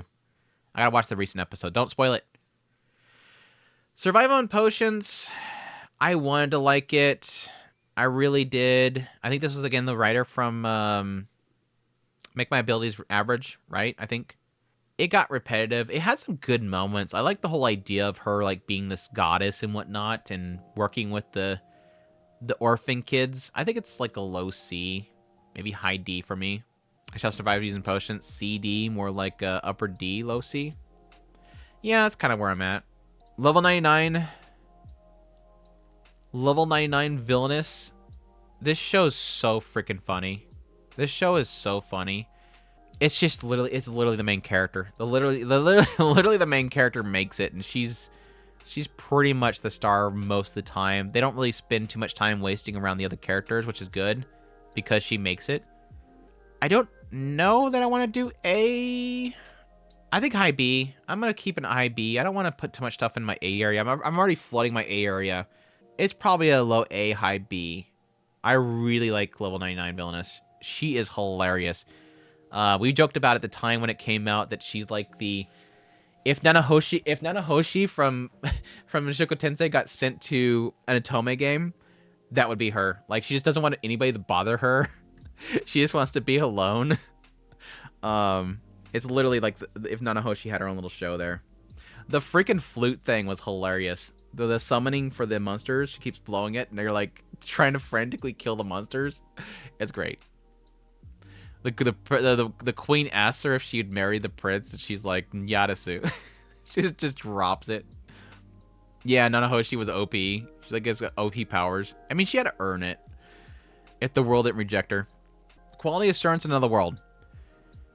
It's not bad. It's got a lot of very unique things in it. It's like a high D. Like, it's the idea of getting stuck in a video game, being the bug testers, and everybody trying to figure out how the hell they get out of it by either bug testing or just breaking the game. ReZero, let's not even skip around it. It's obviously going to be S tier. It's like, again, this is the trio right here for me. For me, as a fan of anime and an enjoyer, obviously, as you can see, somebody that does not shy away from isekais.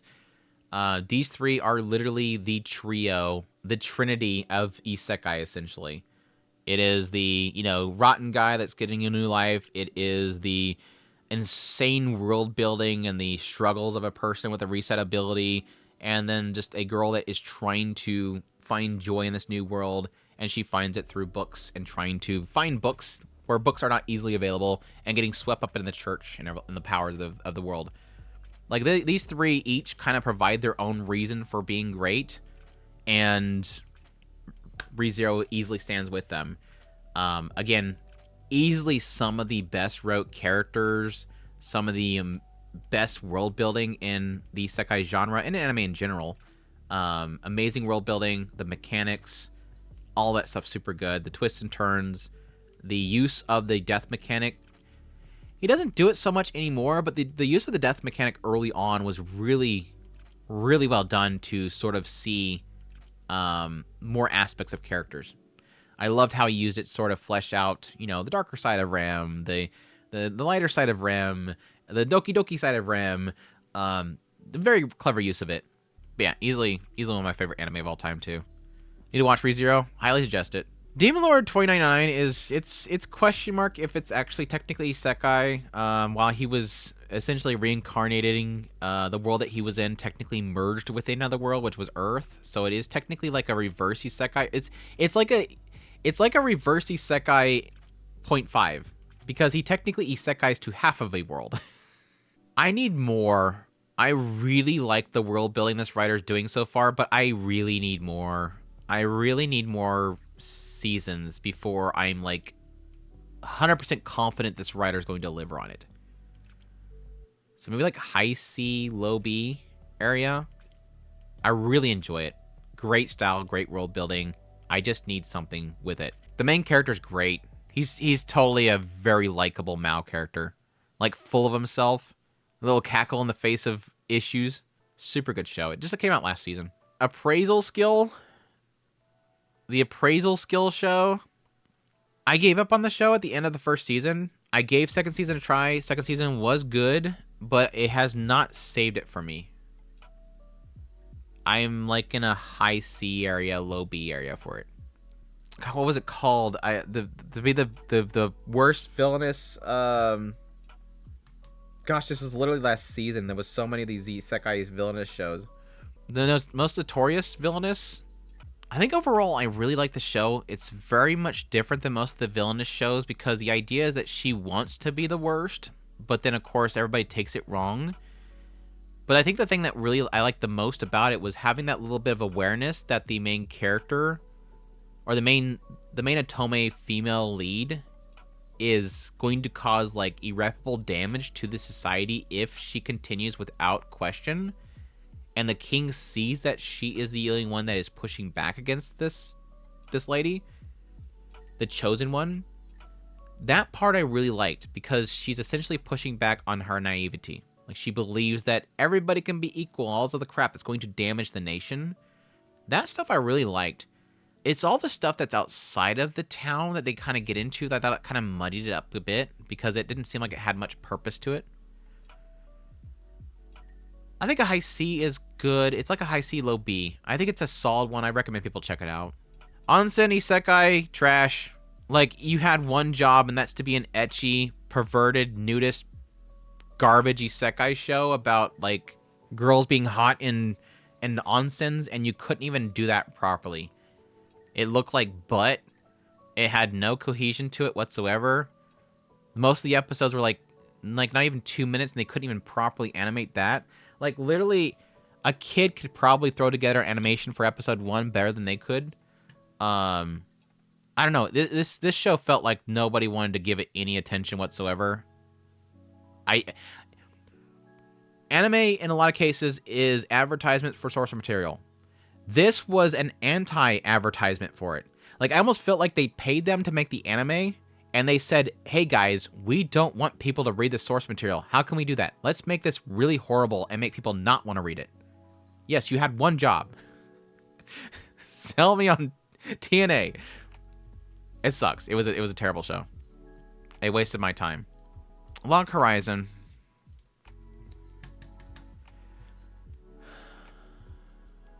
I was okay with the first season. Oh, it's been so long. When did the first season of Log Horizon come out? I mean, criminy. Log Horizon. The first person that says database in the chat is getting timed out. 2013 was the first season? It feels like it was shut up, Excel Dog. Shut up, Excel Dog. 2013. I felt like it was further back. So I watched season 1. I gave it a 7, which is actually pretty solid. I actually liked it. That's a good score for me. Again, I use the full spectrum. Season 2 is where I fell off. If I remember correctly, it was the stupid dungeon with the glitch. It was like some of them doing a glitch. I stopped watching. I want to say I went back and continued it, but I don't think I actually registered it in my list. I know for a fact I'm pretty sure I didn't watch season 3. Anyways, I dropped it. I really like the first season. I want to go back and try it again, but for now, I'm like in a B category area for it. I know a lot of people love it, but I never finished it, and there's a good reason why I never finished it. It bored me at some point, and I never finished it, so we'll see. Tentatively B. I've not seen season 3. Do you like season 3 though? It is Isekai, right? Yeah, they're trapped in the game. Yeah. I'm trying to remember. They were trapped in there. They can't get out. Wish the dopey. Yeah, I bet Excel Dog does too. I bet Excel Dog does too. It is a banger song. Okay, I'm not criticizing it. It's a banger song. It was something we listened to on loop quite a bit back then. So it was like on literally every anime radio station. Wasn't that yeah, Man with a Mission. Totally Man with a Mission. I think that was the first time I've ever heard Man with a Mission, to be honest. Season 3 hit the ground running and so fast, so I'll have to watch it. See, I didn't hear anybody chirping about season 3. I think what was season 3 out? Yeah, 2021. I don't remember anybody talking about it then. It seemed pretty quiet. Having like that kind of fan base drop off. See, it had 250,000 members with its 3rd season. So it had like a 50, at least from Mal's database, it had a 50% drop with season 2 to 3. Which it technically had like a, 6-year gap? See, that's understandable.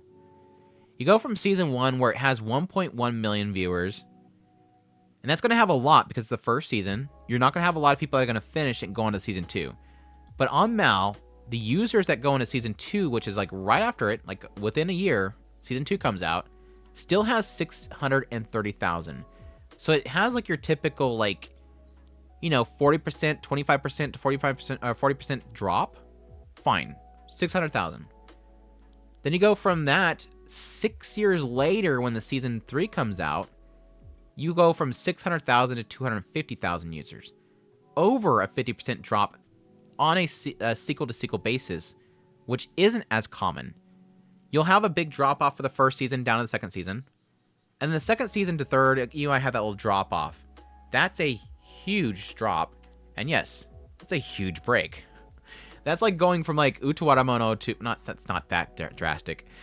Like how Utawaramono works, for a lot of people that are fans of Utawaramono, they'll know that there's that drop-off. Because we had such big gaps between each season that barely anybody was keeping up with it, because each season was so long, and each season that comes out, there was a massive fandom drop-off. It sucks. It sucks. Especially when you really like a series and you're keeping with the anime. Yeah, season 2 is where I dropped off. I really want to get back to it, though. Loner Life, I did find to be pretty funny. It's not a great show, but I did find it to be fun. It's a fun little show. Escaflowne, I have to put a big caveat on this one. Visually, the animation set pieces, if you know what you're looking at, visually, Escaflowne is beautiful with some of the animation pieces. Again, this is a hand-drawn show. Back when they used to put massive budgets in this show, it's not always great looking, but for 2D hand-drawn animation, this show is insane. You just don't get animation set pieces like this stuff anymore. But I've always had it in my mind as a classic, obviously. But again, I here recently did pay into that stupid ripoff of a campaign that Funimation did for Escaflowne to get a dub and all that crap. The massive ripoff scam routine they did with that whole thing that I still hate to this day. The fact that I paid so much in that damn thing for them to just drop the damn box sets onto Right Stuff before I even got my copy that I did into their stupid Kickstarter campaign. Before I got my copy, they put it for sale on Right Stuff's website for cheaper. I got that copy. And I watched it. It's still good, but it didn't age well. My second watch through after that Blu-ray release came out, it didn't age well. It does have that pacing issues that you typically have from other shows. It's not like like Akira or something like that has pacing that is still impeccable to today. It's not like Ghost in the Shell that, again, has pacing that is still good even to today's standards. Back then, it is not. It's old. It's old. Its storytelling's kind of old. It's very shoujo, isekai. But again, it's still good. So I'm in the B area for it. Again, visually, it's classic. Amazing 2D animation. Stuff you just do not get anymore. Rant away. I think most of my talk about this damn thing is how Funimation ripped me off. And sent me a bunch of damaged goods in a box altogether. Before Right Stuff even sold it for on sale super cheap. It sucks. Read your comment about the manga. Which manga? About the Escaflowne, I have to say, some think both the anime and the manga have the same-ish story, but different characters in anime. They tell me is sporty tomboy girl. In the manga, she's shy, busty, bookworm manga. Really? Interesting. Yeah, she's very tomboy in the anime. Anime, she is super tomboy. Yeah. Because she was like all sportsy. She was basically doing, if I remember correctly, she was literally practicing track at night. And dude teleports through a portal with a salamander dragon thing. And she gets swept up in it. Outbreak Company.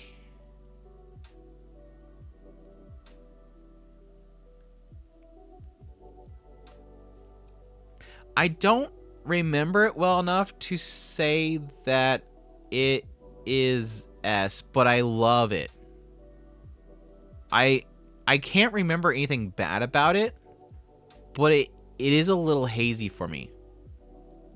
For those who don't know what Outbreak Company is, basically mankind finds a portal to another world, and they send the military first, but then they decide to send this otaku dude over there to spread the otaku culture because they want to dumbify the other side of the portal so they can take over. It's great. So basically, dude teaching a bunch of fantasy beings about like otaku culture, and it's hilarious. Um, and it gets pretty heavy at times later on. I actually felt like it was very respectful of what it gets into with race and whatnot later on in the story. Yes, it does have some good ecchi too. It does have some very good ecchi too. The maid girl is great.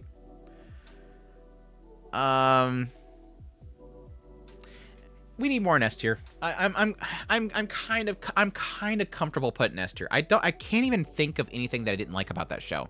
I'm trying desperately to think about anything that was wrong with that show. It's called Outbreak Company.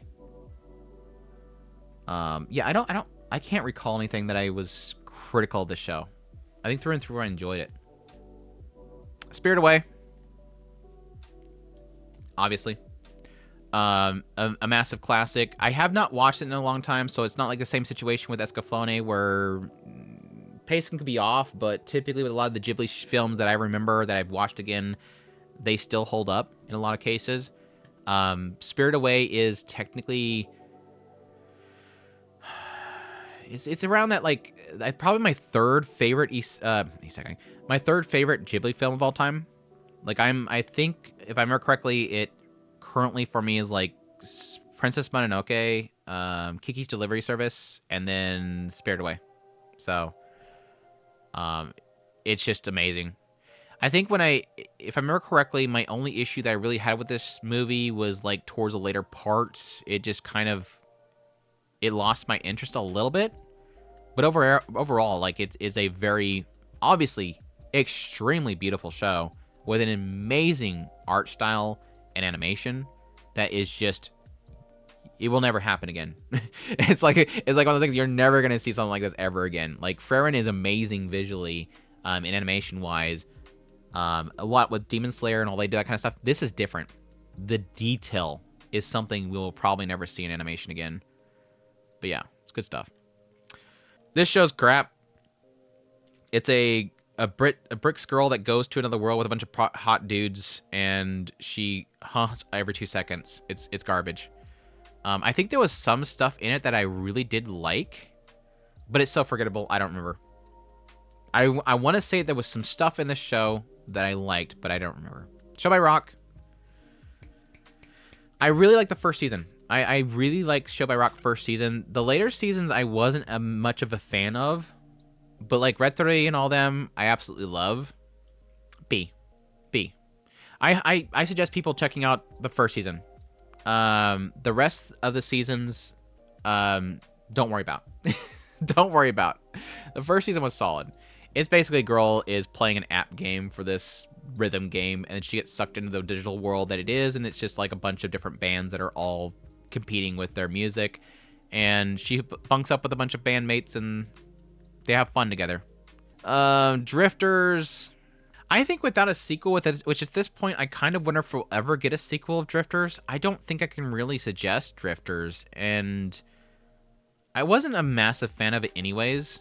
And to be honest, now that I think about it, I literally don't remember anything about the show, and I watched the whole thing. There's one thing that I remember about it, and the assumption is who the big bad is, but I literally cannot recall a damn thing about Drifters. That's how much my brain ejected it. I don't think it's bad. I'm going to put it in D just because of the fact that it's a good sign that I have really no recollection of anything that happened in that show, that I forgot about it. Bloody drop moment, don't chase after the first season. Just let it be. Don't go any further. Konosuba obviously is going to be S tier.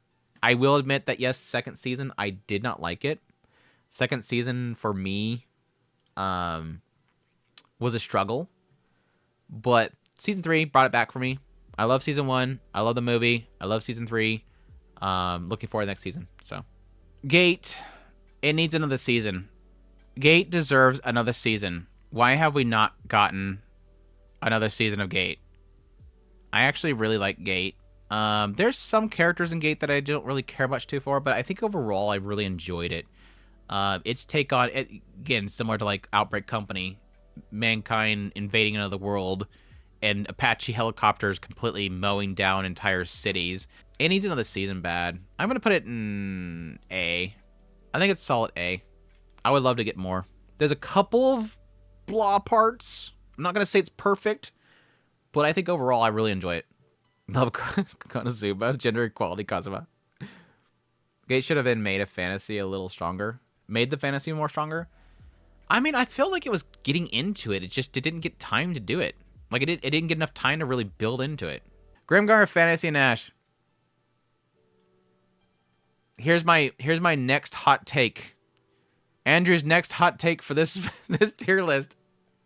Thank you, John's joining me. John's joining me. Thank you. Thank you, John. I just feel like Grimgar had so much hate when it came out. It was mostly around the music. Everybody hated the long paused out music moments. Got to get that dough. I'm sorry. I think there's a lot of atmosphere to some of those shots, but I do agree that there's a lot of music. But no, I love Grimgar Fantasy Nash. I was always going to love Grimgar Fantasy Nash. Enough that I went out and got the special edition of Grimgar Fantasy Nash, got the light novel series that I'll eventually read. Yeah, I agree that it feels like I kind of described it as almost like a grounded, gritty isekai. Not OP main characters. They might get OP later on, but they're not OP main characters. They have to start from square one, killing the goblins. Everything's difficult as hell. And it feels very slice of life-ish, where the characters, like, have to figure out how to, wash their clothes and make money so they can buy soap. Like, all that stuff kind of really does kind of flesh it out for me. Got super emotional with the gut punch moment in it. I love the music. As much as people didn't like how much it played the music and settled in the moment. But overall, love it. The visual style, I loved as well. I love the visual style. Looked great. I want another season bad. I don't think it's going to happen, though. Yeah, I think a lot of people back when it came out were very impatient with it. Were bugging out every time. Every time a scene stuck on for 2 seconds, people bugged out.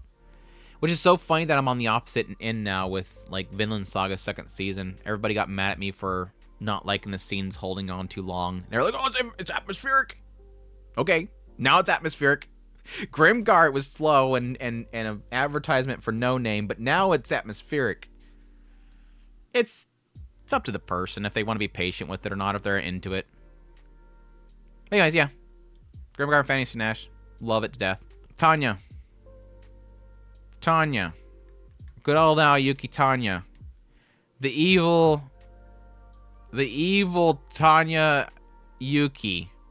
I'm going to be honest, I don't really remember much about this show, so I'm going to probably have to check what my score was. I remember liking Tanya's character a lot. I do recall having a bit of an issue with some of the meeting scenes. I have not watched the movie yet. The movie's on Crunchyroll now, isn't it? I want to say it got streamed. I literally almost thought you said the movie is ASS. I'm like, damn, chill out. The movie is okay. Somebody does not like the movie. I will not watch the movie. What did I rate the first season? So that was a 7. Pretty high number for me. Again, 7's really good on my chart. I'm trying to think of what my hangups were on the show, and I want to say it was because some of the meetings kind of was just not working for me. Yeah, it was obviously not the best CGI out there at the time too, let's be honest, but a 7's like a B and an A area for me. I'm going to put a tentative A. I'll probably rewatch the first season before I watch the movie. Is the second season numbered yet? Timed, I mean dated? Have you put Digimon Adventure Tri? No, I completely forgot about it. I'd probably put like a B or C. It's been so long since I've watched it. I couldn't even tell you if I remembered it. Flip Flappers has 2 good episodes. To be perfectly honest, Flip Flappers has 2 good episodes. The rest of it's okay. Put like a high C. Yeah, low C. People didn't get Flip Flappers, so underrated. It does some really good stuff in there. I think my favorite episode was probably the horror school. The horror school was super good. The whole magical girl thing. They did the Mad Max thing too. But the Horse Girl, I think, was really good. Was super good. I didn't put anything that was super old in the list, no. Because I just don't... I can hardly remember some of this stuff. Inuyasha... I mean, people are going to argue if it's technically isekai or not. It's fine. I mean, I was super into Inuyasha back in the day, but there is like a side of me that kind of wonders if it even holds up to today's standard. But based on my memories of back in the day, it's like a solid like high B. Like a super high B. Sunny Boy in the list? We don't talk about Sunny Boy here. We don't talk about Sunny Boy here. Nearly lost my freaking YouTube channel over Sunny Boy. I'm not talking about Sunny Boy here. Magic Knight Red Earth, again, going based on my old memories of it, I was a massive fan of Magic Knight Red Earth. I'm pretty confident that if I watched it today, it probably doesn't hold up. Does make me happy that it's getting a remake. Hopefully the remake does it justice. Not remake, but readaptation, whatever you want to call it. Why not Sunny Boy Fest Isekai? Yeah, sure, it's super good Isekai. But no, I was really a massive fan of Magic Knight Red Earth back in the day. I don't know if it holds up, but it's still up there. It's one of my first magical girl with a big plot twist. Yeah. Dot Hack Sign. I was a massive Dot Hack fan back in the day. Dot Hack Sign fan back in the day. I loved the OG Dot Hack Sign. The later parts of it absolutely kicked my butt. I love the music. The music is freaking chef kiss. Even to this day, I get emotional listening to the music for that show. I wished the rest of the Dot Hacks were as good. Like, I loved it so much. I was after anything Dot Hack Sign or Dot Hack. Like, I did Luminosity or whatever the hell that was called. I tried all of them, and none of them really gave me the same love as the original Dot Hack Sign. So, or at least this is the original for me. But I love that series. By today's standard, I'd probably bring it down to A. But again, I'll go based on my memories here again and leave it up in S tier. Liminality, something like that. Yes. Knights and Magic. I actually like Knights and Magic. I was very much so surprised how much I liked that show. It's basically mecha geek guy gets transported into the world and makes mechas. And the battles were pretty cool. The main guy's pretty solid. I'd probably put like a low B. Like it was a very entertaining show. Very, very entertaining show. The pacing was really solid as well. Like I never really got bored watching it. B for big robots. Dude, Centaur robots. They did Centaur robots. Death World Parallel Rhapsody. I liked a couple of characters here, but I wasn't like a huge fan of the series. It's like a C. I'll just put in a C. It's not like terrible. Main guy's alright. I kind of wanted to rewatch it at some point. Recreators. The show that deserved so much better than Amazon to curse it into the pits of obscurity, and for it to never, ever, ever, ever get a Blu-ray release. Recreators is S tier. I had way too much fun watching that show. Yeah, I don't know if it's even on Amazon anymore. I think it dropped off of there, and it should have gone back into the hands of Aniplex, and I'm assuming Aniplex gives no S about it, which is weird because it seems like a lot of budget was put into it. It's visually great. I mean, they got Suwano Hiyuki to do the music for it. Yeah, it deserved better. It deserved better, but unfortunately Amazon absolutely botched it. I think the only criticism I've really heard of the show is really around the ending, which I was perfectly fine with. I mean, there was some rough aspects about it that I didn't like, but I think overall it ended well. I do agree with people. Its only really true weakness throughout the entire series is the main guy. The main guy is just Like, he could not be there and it would be the same show. Like, yes, technically he's important at the end, but let's be honest, the main guy literally has no point in being there besides somebody for the people to drag around. But that's the only criticism that I would agree with a lot of people, is the main character is just kind of a blank self-insert. But this show is super good. The music's incredible. The action scenes are incredible. All these different characters that come from different genres. The aspect of the... It poses a very cool question, the idea of what would your creation tell you? The idea of the author being confronted by the character they created. I like that stuff. Some of the characters really not liking their creator because they're put through horrific things in their story. And then blaming their author for essentially killing off their family because they wrote it that way. Getting into that stuff.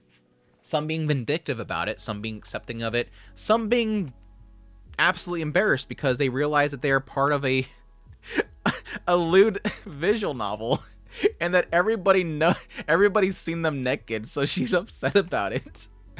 That was a good bit. But yeah, super good. Love it. How do you think this show ranks as far as a love letter to industry goes? I mean, it does really well in sort of exploring each one of the sort of genres and what sort of makes them good and not good, if that's your question for it. I'm not sure. I'd have to think on that one. If I'm getting your question correctly, I would have to think on that quite a bit. I also don't know how to read Magical Girl. It's one of the worst representations of it. I guess my response to that is that was the point. I guess that was the point. By the way, Knights and Magic is way older than most people think. 2010 older. Yeah, I seem to remember that. But yeah, Recreator's amazing. I love it. I love the mashup of all the different genres and all that stuff. It's good stuff. They even had like a weird... The light character kind of reminded me of something out of a Monogatari series show.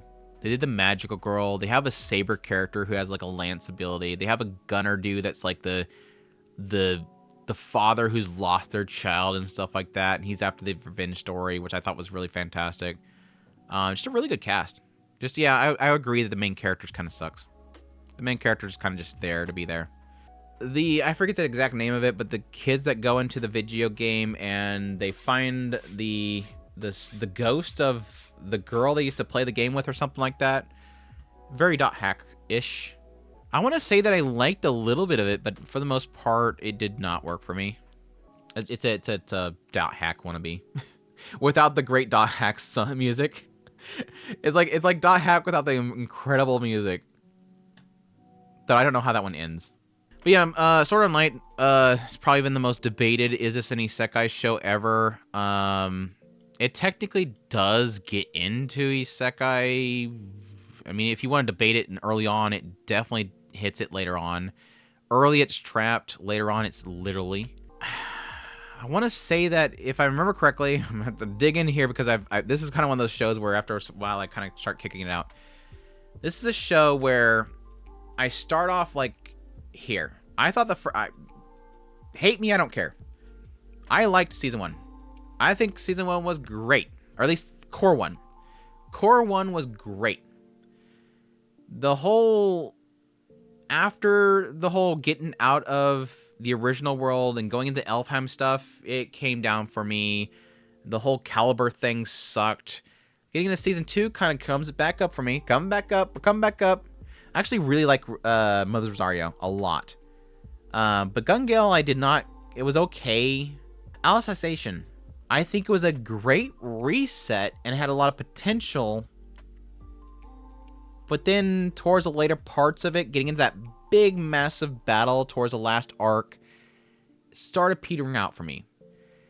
In the end, I think if I take a culmination of everything Sword Art Online that I've ever watched is way too much, B. I think B.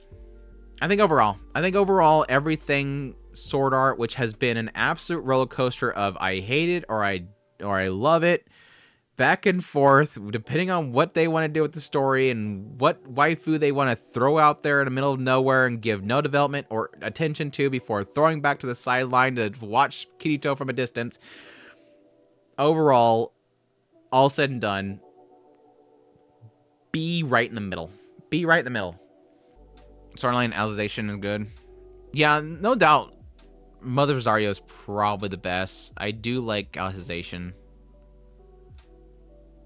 Core 1 was great. Core 1 was solid. I think back when I made a blog post reviewing it, I pretty much gave it a perfect score. Like I thought that was just solid.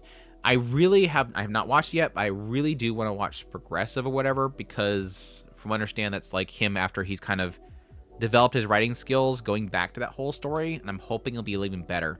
But I have not watched that yet. The last scene that I've seen of Sword Art Online is them flying off into space. That gives you an idea of the last I've watched of this series. No Game No Life. No Game No Life for me is like A or B.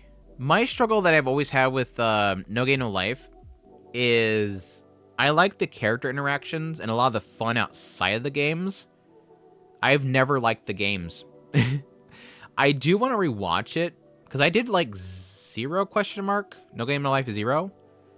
I want to rewatch it because my biggest hangup I've always had with No Game No Life is whenever they do the games, it always feels like it's aspect of like, here's the game, here's the rules, now here's how we break the rules, and let me explain how we beat the game because we broke the rules. So it never feels clever. It always feels like it's almost like it's lecturing me how it's more smarter than I am, and I've never cared for that. But I've always enjoyed everything outside of the games. I love the chemistry, the characters. I love the stupid princess girl. She's a dork, and I love her to death.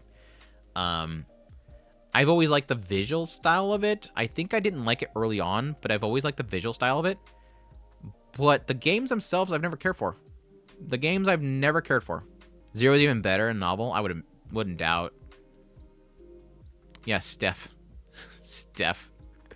She's a dork. Yeah, I'm gonna put it like a high B. High B. Again, I want to rewatch it because I think I might have more patience now than I did then. I might have been impatient with it because I feel like that's one of those shows where if I'm impatient with it, I'm probably not gonna like to be talked down to like it feels like it with it. So we'll see. And y'all stop acting like you're getting another season. That show's never getting another season. Y'all need to cope with it that you're never gonna get another season of No Game No Life. Let's all stop bugging the author about the fact, hey, did this announcement? I think I seen a leak. Is there an announcement? Y'all need to give up on No Game No Life ever having a sequel. It's never happening. Just accept it. Jibbo's great too, yeah. It's got some good characters. It's got some very good characters. Yeah, just read the novel. Just give up and go read the novel. It'll be one of those cases where like 20 years later, suddenly it gets announced. But everybody's dead, so nobody remembers it. Everybody's dead and nobody remembers it. Or we finally master the ability to adapt things with AI. And it just, we tell the AI adapts a second season of No Game No Life and the AI makes it. Overlord. I've always enjoyed Overlord. I've had seasons of Overlord where I wasn't a massive fan of it. The CGI monster fight in the middle of the battlefield was pretty horrific. But overall, I've enjoyed Overlord. I'm trying to remember. I think the recent season I wasn't too hot on a bit of it, but I don't think it hurts it. Yeah, I think Overlord's a solid A for me. I don't. It's definitely not S tier, and I'm sorry for Overlord fans. And I think a lot of that has to do with some struggles with the adaptation, which I've been confirmed. I'll have a lot of issues with the adaptation where things just kind of feel a little bit rough, and then I end up getting confirmations from a lot of people that yeah, that's because they're not adapting it right. So I do acknowledge that there might be some areas where it's just lost in translation to the adaptation, but it's been solid even with that gripe, it's still solid. Last season was bad, 0 fights. The best thing about Overlord is that the Ainz is friends with Tanya. Is that it? No, we have 3 more people. We're almost there. We're down to the wire. We have 3 more people. Smartphone trash. That was easy. Bam, down to 2. 2 more, folks. I thought about rewatching season 1 in preparation of season 2, and I'm like,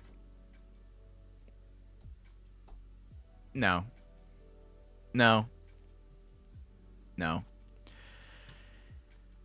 18IF is very, very interesting.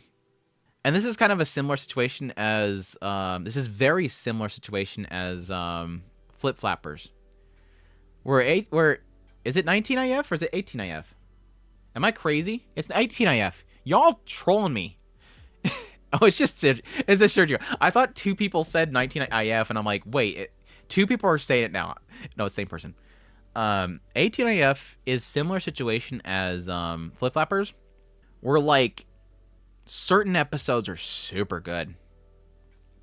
Episodes are super good. And a lot of the other episodes are not as good. What did I rank it as? What was my rating for? So that confirms to me that those few episodes that I really liked did not carry it. Because I think in the end, it still bogged it down. 4 for like what we're going for here is still really solid. Yeah, I think it's a solid C. I do find it to be a very interesting show. I still don't take that. Me putting it in C does not mean that it's a bad show. Please go give it a shot because it's a very unique show. But I'm not going to oversell it. Like, I am not going to oversell that show. I think C is solid. Shield Hero. Let's end it with the most difficult one for me to really decide on. First core, solid. Second core, hated. Second season, hated. Third season, it's better. It's better. First season core 1, liked it. Second season core 1 sucks. Second season sucks. Third season's getting better. What does that equate to with an overall score? B? B or C? C. C. I'm sorry. That's way too much not going good. I think high C, low B for me.